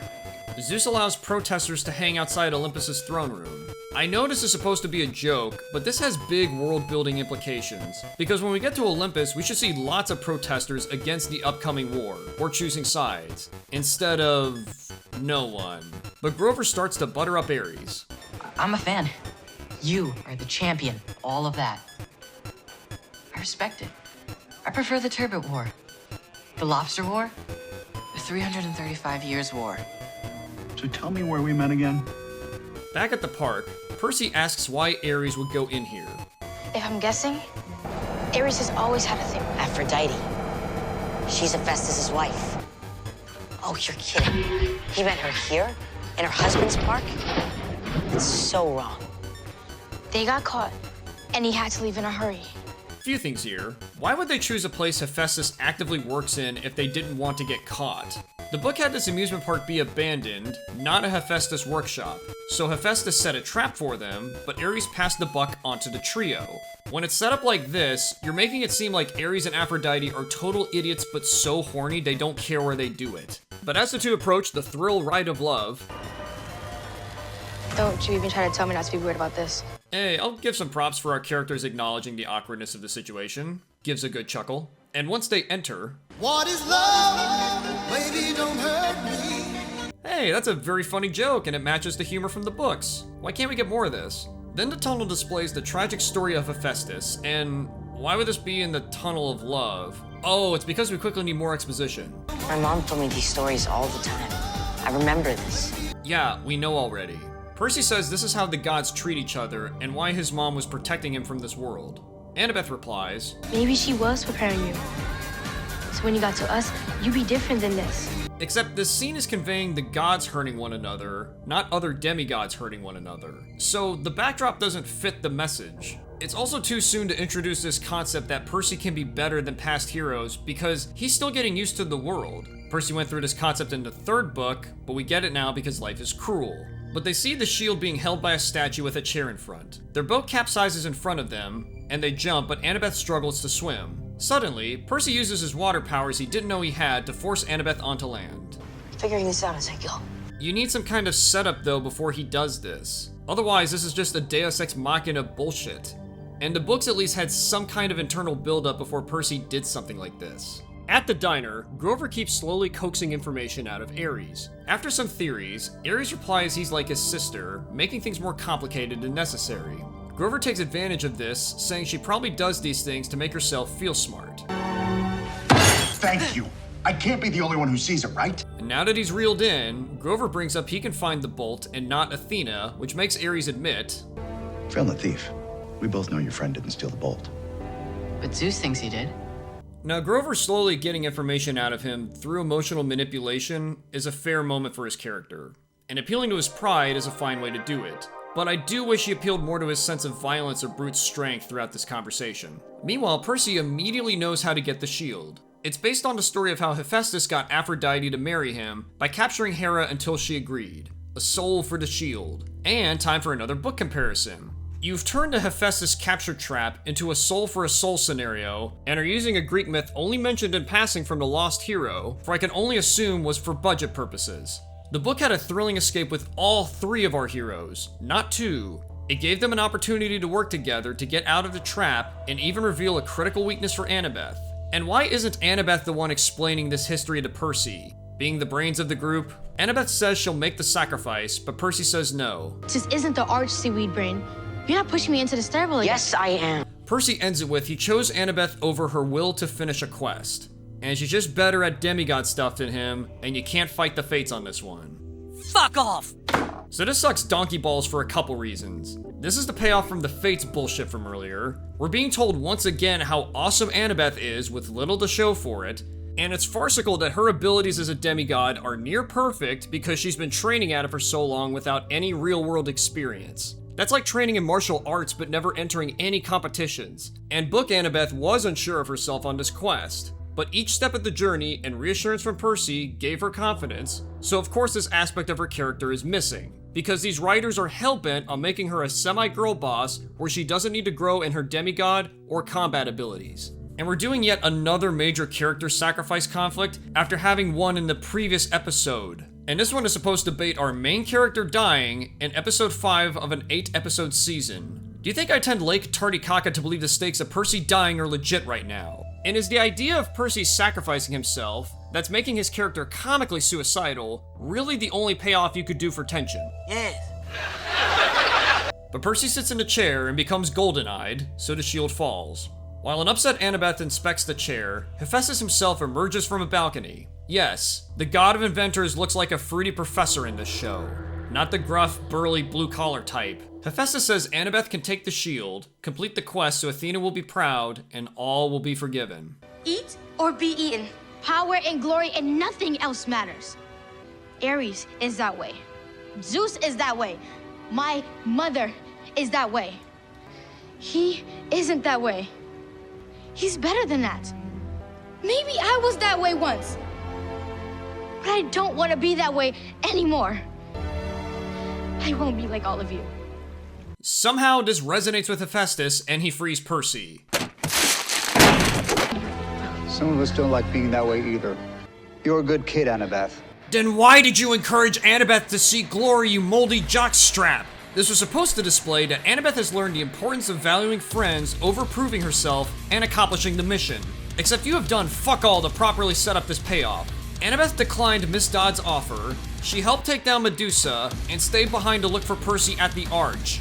None of that screams, I'll throw someone under the bus for me to achieve my goals. And I'm not sure what to be more pissed about. That you thought you paid off this character arc brilliantly, that this is a total cop-out from the Fates bullshit you set up earlier, or that Hephaestus never gave any props to Percy for willing to sacrifice himself. And in the books, whenever the gods change their minds about someone or something, our heroes accomplish something extraordinary. And this happened at the end of the series because of how they saved the world. And the fact you're partially paying this off now is more unearned than winning a boxing match against a crippled kid. I knew that there was this sort of pent-up demand for a really faithful adaptation of the stories. I am tired of Earth. These people. Anyway, kids return with S.H.I.E.L.D. Ares gives them transport to Vegas and tractor trailer. He also tells them to find Hermes at the Lotus Casino in Vegas, who can give them a ride to LA. Which isn't what you said earlier. And I'll get you to the underworld by lunch tomorrow. And a book bag with clothes and cash. Percy ends the convo with, You think you know who I am? And if you aren't careful, you're gonna find out. Hey, Percy's showing some backbone and fight. Why can't we get more of that? The trailer is full of abused animals, so naturally Percy's the only one who comments on the surroundings. Grover the nature lover isn't immediately outraged. But Grover mentions he thinks he knows who stole the bolt, and we enter episode 6. We get another Percy dream where he sees his old principal talking to someone in the shadows. The principal questions the worthiness of the subject, then turns to Percy saying, Isn't that right, little hero? Not time for us to meet quite yet. Okay way to build intrigue. Percy wakes up and sees Grover and Annabeth using a prism to make a rainbow to try sending an iris message. Apparently they've already discussed how to create one off-screen, and it's purely for audience suspense. Another reason why this show feels so rushed is our characters rarely comment on the awareness of the situation before delving into plot. The Dodds attack, Medusa, Percy falling from the arch, retrieving the shield, and the condition of their transport. In the book, this scene had the trio discuss their actions when obtaining the shield, Grover's history as Thalia's protector was revealed, along with Annabeth's history with her father. It was a payoff for the preceding character setups at the beginning of the journey, and everyone had become comfortable with each other to be vulnerable. Instead, this scene is funneled into a lousy plot point because life is cruel. Luke picks up the call at camp. The trio revealed they think Clarice stole the bolt, and Ares is covering for her. And with Chiron trying to keep peace with the upcoming war, they want Luke to tell Chiron to restrain Clarice so she won't cause trouble. Then... Monday you died in the river. Right, so Medusa on Saturday. Guys, why did you turn into an old married couple? This comment doesn't match the tone of their back and forth at all. Now, I want this romance to blossom as much as the shippers, but it's way too early in their relationship to make a heavy-handed comment like this when they just became friends.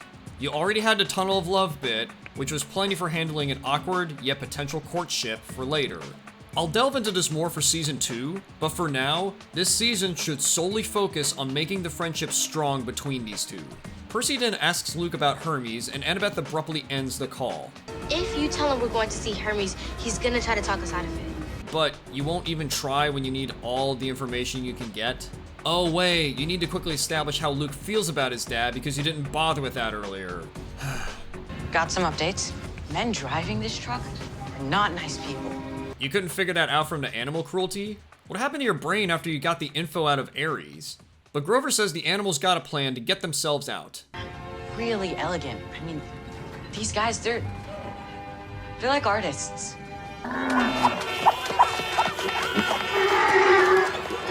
All that for a joke, and we don't even get to see how the trio helped them escape. Also, Grover says he gave them a satyr's blessing to find safety, but they're just standing in the road. Percy points out people may get hurt, but the trio doesn't act.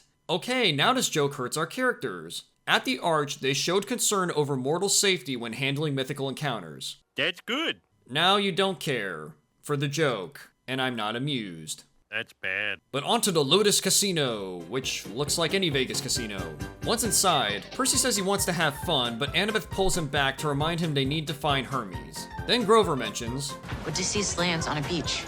There's these guys who've forgotten where they came from, forgot everything that was important to them.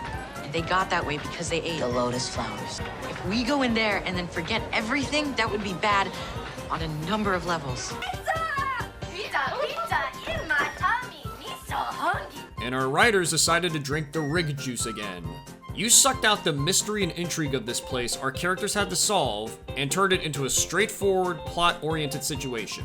The book's idea of the trio getting refreshed and getting caught up in the games that revealed more about their traits is completely gone here. Because these writers can't flesh out character without having to incorporate plot in any capacity. And notice how despite the long, dirty journey they've been on, they look as clean as the day they left camp. I hate so much about the things that you choose to be. And despite the danger of getting lost in the place, Annabeth plans to split up to find Hermes. Which is stupid if the odds of you getting stuck here forever are high. And once again, you're splitting up our trio in a situation where they could work together and grow their teamwork. While with Annabeth, Percy asks what she'll say to Hermes. I was with Luke for a long time before Grover found us. I saw stuff Grover didn't get to see, like meeting his mom. She's a seer, a human who can see through the mist. Sometimes I see stuff that messes them up, stuff that hasn't happened yet, stuff they know is gonna happen. I think it happened to her. And Luke blames Hermes for it, and I think Hermes would do anything to win him back. Unholy mother of Hera, there's so much wrong with this. You're really pulling a major reveal from the last book in the series now for random exposition you chowderheads think is a deep character reveal. That's fucking stupid! You could have just established at camp how Luke views the gods and his dad, like in the book. And frankly, it's insulting how robotic and stiff Annabeth's relationship with Luke is in the show. There's no admiration or attraction. She acts like Luke is a friend of a friend and not like a brother. And it's doubly insulting when her relationship with Luke was a vital aspect of her character throughout the books, so of course you squander it. But Annabeth and Percy find Hermes at a craps table. No, I don't care if it's Lin-Manuel Miranda. I'm not a fan of our god of travelers, messengers, and thieves looking like a divorced dad gambling. At first he refuses to help, but when Annabeth mentions they're friends with Luke, his tone changes and they go to a private table. I remember you. Last time I saw Luke. I saw you argue. I heard what he said. That what happened to his mom was your fault. That it was all your fault. That he hated you. A visual flashback. Any visual flashback would make these dumps 5 times more bearable. Annabeth mentions if he helps them, Luke will see that he truly does care. But Hermes replies, I've helped others find it before. Do you know what happens every time? You don't want my help. Then he goes on, he was warned to stay away from Luke, and his involvement only made things worse. But helping them isn't the same as staying away from Luke. I think this is supposed to be a hint to you knowing a major revelation from the last book that you're interjecting now involving Luke's future, but that's being charitable as you've mostly been Chiron-like vague posting. When Annabeth asks if he'll help, Hermes says he doesn't get involved anymore. As they leave, Hermes pulls Percy aside and says he got the advice to stay away from Poseidon, and tries to justify it with, but that sometimes that's what parenting is. You're trying to make Hermes and the gods' choices conflicted, but there wasn't enough context given for me to judge the advice given, and if it's correct. So my only conclusion is that Hermes is a pouty dick for getting the chance to help but doing nothing. Then Hermes points at his watch, implying it's already too late and they've spent too much time in a casino. Okay, now you're a total dick for delaying them. Percy and Annabeth meet back in the lobby and see it's night. I know it seems like we've only been here for like 20 minutes, but it's already Thursday. Every second in here is like minutes outside. Annabeth points out that Hermes led them to the table the whole time knowing the time was ticking. So now he's a confirmed dick. But Annabeth says, And I feel a lot better about having stolen his keys. Exactly. Wait, what? What? Fucking how? You were able to steal from the god of thieves without him noticing. When could you have gotten near him to do that? She never even says, I got invisible, picked his pocket. Or did that happen when you left the table, but gave the audience no context to pick up on? And Percy concludes they've been pumping the lotus flower into the air to make time speed up. which is a fine explanation, but how in Hades could you have come to this conclusion? Again, the show never gives any hints how Percy could have picked up on this. Oh, as for Grover, he found a satyr named Augustus who thinks he found Pan in the casino. Grover follows him for a while, but then gets lost and starts forgetting who he is. The other two see Augustus now, but they start losing themselves and think this satyr is Grover. When Percy tries talking to him, he runs away. Why? Because we need Percy to quickly snap out of it and tackle him to find Grover because the plot demands it. Help me. They find Grover in a VR game. He doesn't remember anything at all, but tags along. In the parking deck, Annabeth finds Hermes' cab and there's a note. How do we know that's for us? Nice. So wait, Hermes does want to help, and all that bullshit at the table was just to manufacture tension for the episode and reveal he's more of a flaccid dick? Did any of you turds think this through before you made Hermes be this inconsistent of a character? No. Percy decides to drive the cab, and even though he just needs to reach the street for the cab to transport them, he struggles to drive. You're doing great. And to be fair, this is an amusing moment. And I'm fine with the idea of a magic cab taking them to LA as opposed to the book where Annabeth used a casino card on a regular taxi. But they could have just found it from some Olympian figure in the casino after realizing the place is a trap. They arrive in Santa Monica, and now Grover remembers everything. Percy heads into the water to find Poseidon and runs into the Nereid from earlier. The summer solstice passed earlier this evening. Zeus's deadline has elapsed. You made them fail the quest? What? Ah! Okay, now that I'm calmer, why couldn't you just make the deadline for them tomorrow? There'd still be tension if they could succeed, and you wouldn't have the overhanging question of why isn't the whole world exploding right now? Because total war was promised if the deadline fails. Despite this, Percy says he's going to get the bolt back anyway, and the Nereid hands Percy 4 pearls so he can save his mom, which is another book change of only 3 pearls, and makes Percy face a dilemma that will be handled much differently. There's a reason why this episode was so poorly received, and it is the worst episode of the season. It's one long, boring conversation where our heroes get what they need, even though who they were seeking wouldn't help.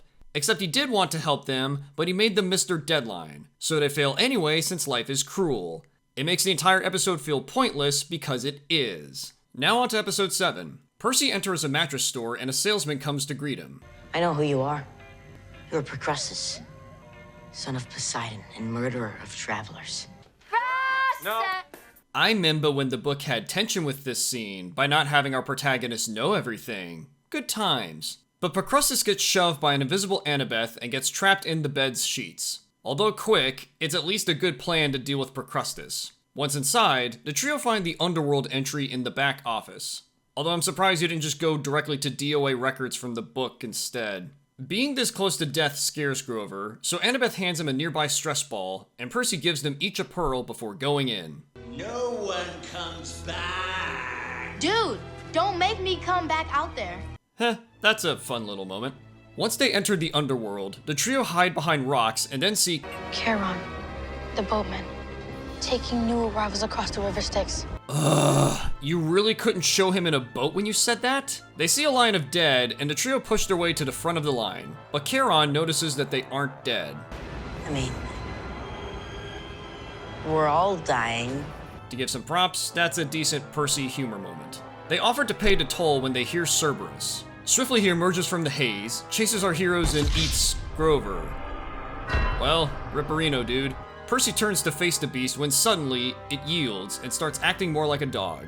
Somehow, Annabeth got on its neck and pets it to calm it down. No clue how she got there. And luckily, Cerberus didn't swallow because Grover was able to escape its mouth.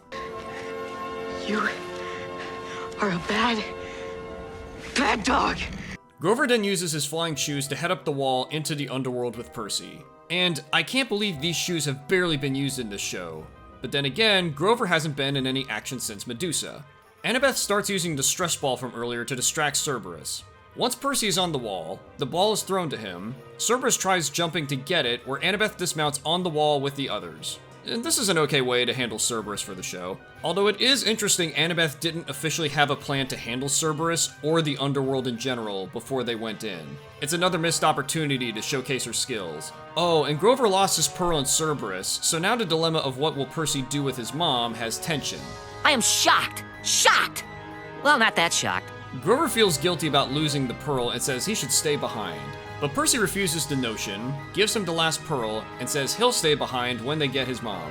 It's another moment of Percy showing his selflessness, but it's a little insane how he's willing to sacrifice himself 3 times in his first adventure. Then the trio see a standing corpse. This must be Asphodel. Souls here are bound by regret, haunted by choices they made in life, or never made. The visual's kinda neat, but it's not accurate to the mythology or the book. This field is supposed to be for souls that didn't do much good or bad deeds in life, so it should be like an infinite purgatory. The book had this like a dark Kansas wheat field, but this change was made to show some dead people in the underworld because there won't be more of them after this, and for an odd plot point coming up. Cerberus begins to chase after him again. The trio run, but Annabeth gets caught by one of the roots. Somehow. It's some kind of regret, right? But what would you have to regret? So, you're trying to build some intrigue with Annabeth's regret, but you're raising more questions you never answer. Are you really telling me only Annabeth has regrets to get caught, but Grover and Percy don't?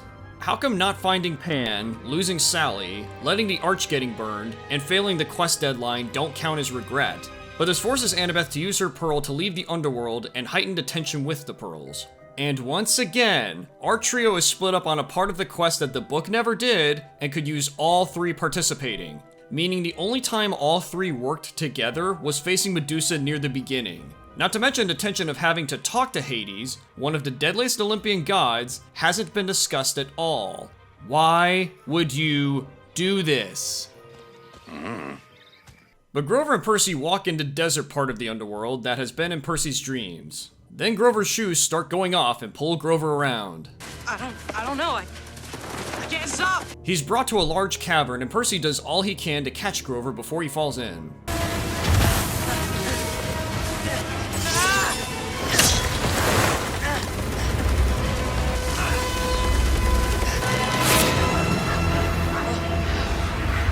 This moment is decent and still captures the terror from the book. It would have been helpful to have another person here to help catch Grover, but I digress. Then suddenly Percy sits down and hears a thunk from his book bag. Yeah, that's the master right? How's it in your bag? Okay, so not only does the Grover almost dying get no room to breathe, because once again you immediately get us back on the plot, but it's also for a moment that's way too soon. Wait, this isn't my bag. This is the bag Ares gave me. Ares had the master boat this entire time and tricked us. Now, Percy's conclusion with this information does make sense, but it's raising another question. If the book bag has magic to keep the bolt hidden, why didn't it go off when they reached the palace, like in the book? This would help frame Percy as the thief, make his negotiation with Hades more embarrassing, and when they find out about Hades' Helm of Darkness missing, would make the bargaining for Percy's mom have even more tension. It would all add into one big twist that cannot be done now, and the alternative is much lamer. But Percy and Grover walk into Palace, and okay, let's talk about budget and setting again.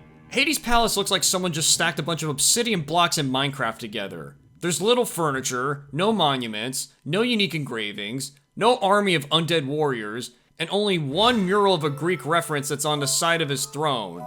There's nothing creative to show how Hades lives and views his home, and in turn this would reveal more about Hades himself before we meet the character, based on how he keeps his domain. It's all an obvious green screen where they blur the background heavily to hide the visual shortcomings of his palace, and the dark lighting and mist make it easier to create the previous CGI environments, or creatures because you don't need to make them as detailed or visually stunning. Not even getting into how the book or the mythology describes each area of the underworld, this is such a hollow way to visually show the afterlife of Greek mythos. Because with millennia of death, you'd think there'd be more dead people around, and the environment would feel ethereal, haunting, yet mesmerizing to look at. Instead, you get the feeling of slightly creepy isolation, like you've walked into your old shopping mall, and that's more sad than eerie. But on to Hades. Hey fellas, welcome. Sorry about all the And I already despise this characterization. Again. Our Lord of the Dead is approaching this very casually and cordial. And once again, this feels like I'm seeing some guy and not in the presence of a god. He's like your lame middle school teacher trying to act cool. I admire the cut of your jib. Little nautical reference for you. Oh, he's a comedian now too. Kill me. Actually don't, then I'll be stuck with him in the underworld. Hades brings him to see Percy's mom, and he'll give her back if he gets what he wants. Percy replies, I can't give it to you. I see there's a quid and a quo here. The bolt doesn't belong to you. Your plan almost worked. You and Ares managed to steal the bolt, trick me into bringing it right down and giving it to you. But it's wrong, and I won't do it. I'll give some props here to Percy's integrity. It's nice. But Hades doesn't know what he's talking about. You're in cahoots with Ares to secure the bolt. I'm not in cahoots with Ares. I seldom cahoot. The bolt is my brother's drama. I don't want any part of it. It's like this character is straight from the fields of punishment to hurt the book readers. Give me the Hercules Hades any day of the week over this drool stain. Hades doesn't want the bolt and says he wants his Helm of Darkness back. Also the first time this is mentioned, which is crazy considering how the symbols of power of each god have hardly been expressed. So without book knowledge, this information comes completely out of left field. Percy and Grover ask why he wouldn't want the bolt to start a war between his brothers. I don't know if you noticed, but it's all candy canes and rainbows down here. I'm managing just fine. I don't really do jealous. He doesn't mention all the dead he already has, because he never fucking showed it. And he's saying this sarcastically like he doesn't really like his environment. But if that's the case, then why wouldn't you want to hurt your brothers? And that's not even getting into a certain history involving a late mortal mother of your secret demigod children. So it's just bizarre reasoning. But wait, Sho, you've contradicted yourself again. Hades sent the Furies to kill Thalia, so he does care about his brothers. When Annabeth first arrived here with Thalia and Luke, they were being chased by monsters. Agents of Hades. Furies. Every moment I live is agony. But all the while, Percy concludes who's really behind this. It must have been somebody who was Kronos. And it's because... He's got the longest grudge of them all. Zeus took Kronos' throne. Who else is a bigger reason to weaken Zeus and take his throne back? Kronos is in a million pieces at the bottom of Tartarus. Where something just tried to pull us into it the moment the bolt appeared in our bag. Where I've been hearing a voice from in my dreams, telling me it needs my help to take down Olympus. Because you know so much already, I guess it's not unreasonable for you to figure this out, but it's still a jump to come to this when there are countless monsters or titans that are also trapped in Tartarus. Also robbing us of more suspense because life is cruel. Once Hades hears this, he tells Percy he should ask for sanctuary for protection from Kronos. And if he gets the bolt too, then he'll release his mom. Which does make sense, albeit I'm surprised he doesn't comment his Helm of Darkness would be better. Percy takes one long look at his mom, turns to Hades and says, "No. Nice pearl? I accept your offer. Great, your first offer. We're gonna go get your helm. And when I get back, you're gonna let my mom go. Grover, now! Hold fast, Mom. Hey, I'll give more props for Percy in this moment. The setup was wonkier than the book, but at least the payoff of Percy choosing to return the symbols of power over his own needs still works. Oh, and this episode had a bunch of flashbacks intercut through this sludge. I'll summarize it, cause I don't want more broken bodies on the bad trampoline that is this show. Despite Percy almost denied entry to a boarding school over the Prologue incident, which there's no way a kid would be deemed too unstable after that, he asks his mom why it feels like she's trying to get rid of him. So Sally contacts Poseidon for help on whether to keep Percy in school or bring him to camp and potentially be corrupted. Poseidon leads her to keep him in school. And he's gonna learn things that you can't teach him. And it's gonna be hard for the both of you. But he will be stronger for it on the other side. So why does this not apply to Annabeth? And the point of these flashbacks was to show the tough decisions Sally has made for the love of her child, and how they mirror the gods' choices too. But it's all redundant because of the earlier scenes with Sally raising and protecting Percy before he entered camp, and this was likely done to help save on the underworld budget. But Percy wakes up on Montauk Beach, not Santa Monica, keep that in mind. He sees Ares approach with a sword, and Percy takes out his for our season finale. It's almost over. Finally! We have a flashback to Luke sparring with Percy. He wonders when he'll ever use this, and... Told you. He'll come for me. I know. Refocus. I'm doing it. When Percy brings up they don't fight fair, Luke says, See, that's what warfare is. Knowing the rules. So you can use them against your opponent. There's all kinds of examples. Like... Now I do like this scene for two reasons. It helps set up the swordsman's abilities between the two, and it ties into Percy's knowledge before he fights Ares. On Montauk Beach, Percy challenges Ares to single combat and sets the terms. If I draw first blood, I keep the bolt and you surrender the helm. Ares laughs and accepts. Percy then calls out Ares for having Kronos manipulate him to steal the bolt and helm to start the war. Which, although we the audience know, this is for Annabeth's knowledge. What? Maybe it would have been nice for you to be there, just saying. Also, it's odd neither Grover nor Annabeth try talking to Percy before the fight, either for strategy against Ares or just words of encouragement, because they're all friends, like the book did. Instead, they just blankly stand there. But here we go, an epic sword fight to make for a thrilling season climax, and it's over. Oh, you didn't know the season's climactic fight only lasts 2.5 minutes? And only half of that involved actual sword fighting? You'd figure it'd be longer and we'd have more action in our action-adventure story? Well, that's where you're wrong, bucko. Do it again, I wasn't looking. Okay, well here's the fight. Ares takes control early on. He disarms Percy quickly, then throws him around. So that shows his obvious strength and arrogance. Fair enough, but now would be the time to win. Oh, you kick him closer to the ocean, where he has lots of power. And then suddenly a massive tidal wave appears, although it's unclear whether this is purely Percy or if Poseidon's help based on the last monologue. It crashes into Ares, he staggers, Percy runs and stabs Ares' Achilles heel, winning the fight. Lame! Now the book had Percy lead Ares into water during the fight.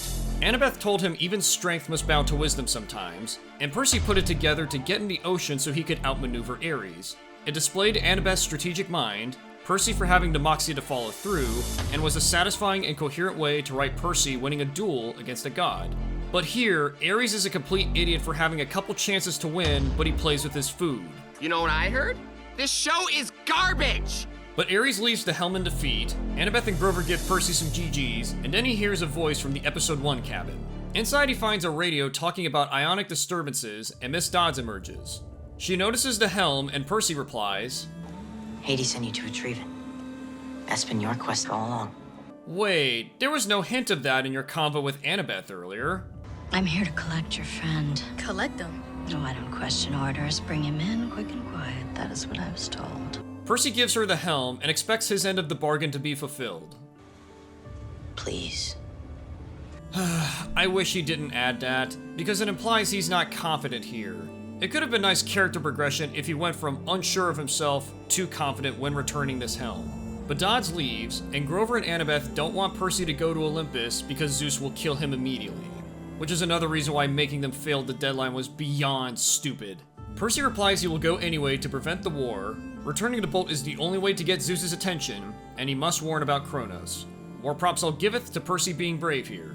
And for good luck, Annabeth gives him her camp necklace. But you didn't want to give it before the Ares fight? Grover asks Percy if this could be an email, and he replies, Where's the glory in that? But what about earlier with obtaining glory not always being desirable? Why did contradictions show? Oh, whatever, get us through this quicker. But we cut to New York City, and Percy is somehow in the Empire State Building lobby. What? What? You made another fucking fast travel that's somehow worse than St. Louis? To go from Montauk Beach to the Empire State Building is a 43-hour walk that occurs in maybe 4 to 5 hours. Or if you did use transport, what money did he have? What about that FBI manhunt after you? Did you forget about these things, show? Well, regarding the manhunt, the answer is a complete and bitter yes. It never gets brought up again after episode 5, nor is it even resolved by the end of the season. It's more overlooked than your son after soccer practice. I can't take it anymore! I just want to die! It's also why the Ares fight being on Santa Monica versus Montauk is so important. Because in the book, mortals notice the fight because Santa Monica gets lots of tourists. When the police see Percy fighting Ares, the mist made them connect the dots to believe Percy was captive by Ares the entire time. So the bus crash and arch explosion wasn't his fault, and Percy was deemed a hero in the mortal world. It showed how the mechanics of the mist work, resolved the secondary conflict, and helped the trio get back to New York on a flight paid by a nearby crowd. Percy shows to guard the bolt, heads up the elevator, and we see Olympus itself. From the brief establishing shots, it looks sorta grand, but the place is deserted. It doesn't exactly feel like a real live place. But we get another flashback where Percy asks Luke why the gods aren't as afraid of half-bloods as vice versa. You have to be really careful with this. What do you mean? Annabeth is terrified of spiders. Okay. Ugh. Thanks for reminding me how disappointing that Tunnel of Love sequence was. But she's a lot bigger than they are. So what do you think happens when she comes across one? Two things you never want to be are small and scary at the same time. Things that are small and scary get squished. What about something small and annoying, like a fly or an ant? They get squished too, so this analogy isn't good. But we're getting all this now because we're trying to build up how Percy will approach Zeus. At the top of Olympus, Percy sees Zeus alone on his throne. He takes off his bag and hands Zeus the bolt, but doesn't bow or kneel. Interesting, because you'd think he'd want to show as much respect as possible right now. I didn't steal it. Neither did any of my friends. We found it. We got it back. Zeus replies that Percy did fail, but Percy replies he had to tell him Kronos stole it. Which technically isn't true. It was the help of a certain demigod coming up along with Ares. Kronos was just a puppeteer. But Zeus walks back to his throne and Percy says, He's behind all of it. He's emerging from Tartarus. He's gathering strength and he's coming for all of you. Okay, you can't conclude that from only knowing Kronos made others do his bidding. You haven't seen any evidence of physical reformation or others now serving Kronos. But Zeus responds, I know where Kronos is. I put him there. I know who Kronos is. I am his son. Bit odd you're telling Percy this. If you're the leader of Olympus, you wouldn't need to prove your knowledge and power over the demigod. Of course he's gathering strength. Of course he's coming. That is what we do. We snap and plot and strive. It was only a matter of time before he did again. I can't tell if you're covering up concern, or did you really know it was inevitable? If it's the latter, it's an odd thing to say. Especially the "we snap," implying he's no better than his father. Thank you for the news. It is the only reason I'm letting you leave alive. I have a war to prosecute now. So when I say you may go, it means be grateful, and it means be gone. Holy crap, you've broken Zeus as a character within only a few minutes. If Zeus already knew about Kronos, why would Percy's news keep him alive? It's redundant information. The kid failed to bring you the bolt on time, so... And even though he knows Kronos has been manipulating everyone, Zeus is going to go through with starting the war. He's so egotistical and power hungry, he's willing to let millions to billions die just so he doesn't look weak. Thanks, I despise it. Especially because Book Zeus wasn't nearly this irrational when it came to making massive decisions. But Percy snaps, Kronos wants you to fight my father. He wants you both weakened. I will not be weakened by my brothers. You already are. Your family is a mess. They don't support you because they love you. They obey because they're afraid. Ares, your son, he turned on you the moment someone stronger showed up. Do you really think he'll be the last? How afraid of you do you think they'll be when your dad shows up looking to put you back in your place? So much for the avoid being like a spider bit from earlier. Zeus is about to smite Percy when suddenly, Poseidon himself literally Deus Ex Machinas to save him. I surrender. What? I surrender. And now, Zeus backs off. I'll have Athena set a meeting. The whole council will declare my swift and crushing victory. And then discuss family business. Bingo, we have confirmation. Zeus is a complete egomaniac, content starting conflicts to ensure his image is intact, no matter the cost. And for fans of the Greek myths who thought Zeus was negatively portrayed in the books, what do you call this? And all the buildup of Percy going to suffer for his failure is squashed completely. You manufactured so much tension for Percy to do the equivalent of turning in his homework late, but the teacher forgot to take the grade penalty, so he's fine. After speaking in Greek to Poseidon, Zeus leaves. Obedience doesn't come naturally to you, does it? No. Well, there wasn't much rebelliousness throughout the show until he met Zeus. Please. He's been an awkward kid trying to figure out the world the whole time. So you're throwing in this book moment verbatim, but it doesn't work within your show's story, because life is unfair. The two talk briefly about if the gods dream, and Percy asks, Do you ever dream about Mom? Which Poseidon doesn't actually answer, but holds a firm, admiring glance at Percy instead, and gives him a pearl to leave, implying he does love her, but can't be with her. And I'm okay with this. Props to Poseidon for saving his son, despite the stupid setup, and for showing some tender care to his kid. Just ignore the earlier Medusa implication. Percy arrives back at camp and is cheered by everyone, and when Annabeth sees him, she hugs him. And it's a neat moment showing the two's new friendship.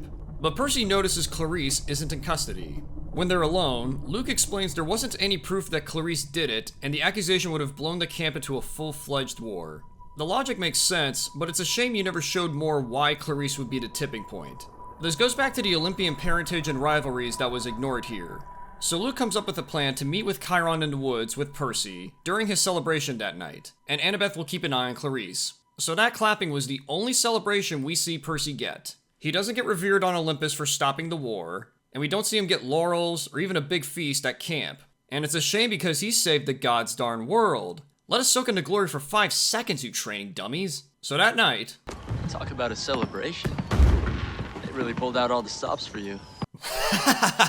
This is such a cop-out. Lousy fireworks in the background just briefly changing lighting.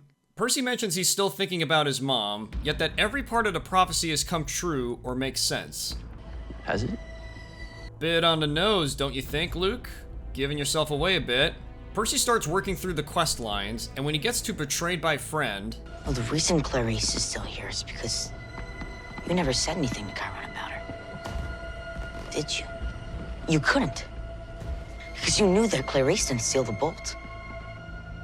You did. You worked with Ares to plan it on me.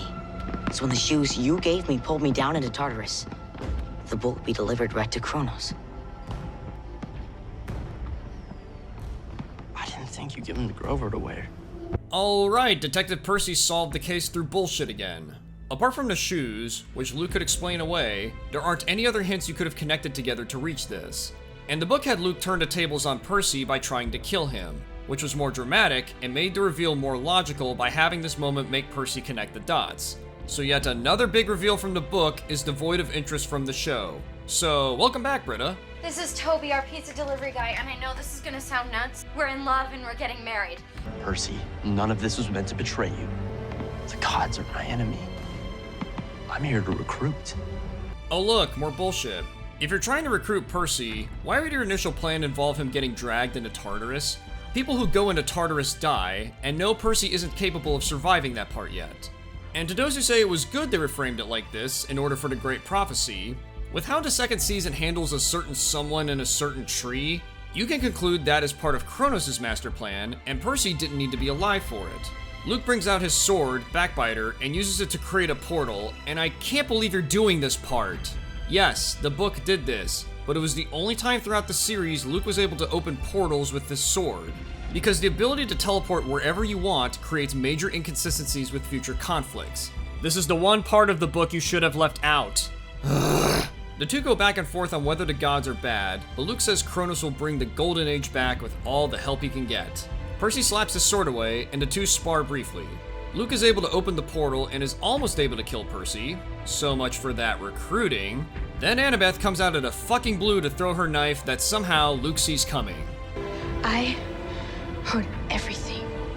Ugh, how is this more of a Deus Ex Machina than a literal god-saving Percy? From the plan scene, there's no expressions you gave to indicate that you picked up on Luke's lies to double-cross him. Unless you're just so smart, you read the script and knew you should be here. Oh, and Luke runs through the portal with you just standing there like a Medusa statue. Fucking lovely way to end the scene and show your heroism, Annabeth. We cut to the last day at camp where Percy is packing up, and of course, we don't get to see a conversation with him to Chiron or the other campers about Luke being a traitor. They talk for a bit about Percy being a possible tool for Kronos, but Percy replies he's stubborn. Chiron smiles and says he's proud and he's a leader in the eyes of camp. It would have been nice to have Percy's leadership shown here instead, and to be honest, in his journey, it's a little too early to establish him as a camp leader. He's about to turn 13 and is still new to all this. Percy sees Annabeth by Thalia's tree and asks, How does she feel about all of this? You going home to see your dad? I really hate how this is so casually dropped at the 11th hour. This was supposed to be a giant moment of character growth and being able to trust living with her dad again after going on the journey with Percy. She's finally going home after 5 years of being away, and the show treats us with all the gravitas of going to Wendy's. He wants to show me New York City first, so I'm gonna pretend I haven't been there. And then someplace called Disney World, which kind of sounds like Waterland, but less determined to kill you. You're that sheltered you don't know what Disney World is. Has no one else at camp ever told you about it? But Percy replies she should just relax and be a kid, which is a nice response. Grover pops up and says he got his searcher's license. Bit of an eyesore, and maybe that's why no searchers ever returned. And before they leave, Percy says they should make a pact to return to camp next year, no matter what. And now let's talk possibly the biggest failure of this show, how it handled our characters. One of the biggest benefits television has over film is that there's more time to explore the world building, characters, and story. Shows like Breaking Bad, The Sopranos, and Avatar: The Last Airbender, they took full advantage of the medium and created some of the most complex and creative characters of all time, whether it was for kids or adults. So for this show to strip all of the depth and complexity out of our main characters might be the biggest sin since not fulfilling an oath on the river Styx. The friendship they have does exist from their journey and brief moments of connection, but because each episode is always revolving around character exposition or plot, their bond is willow levels of feeble instead of as strong as an oak. Thanks, I hate it.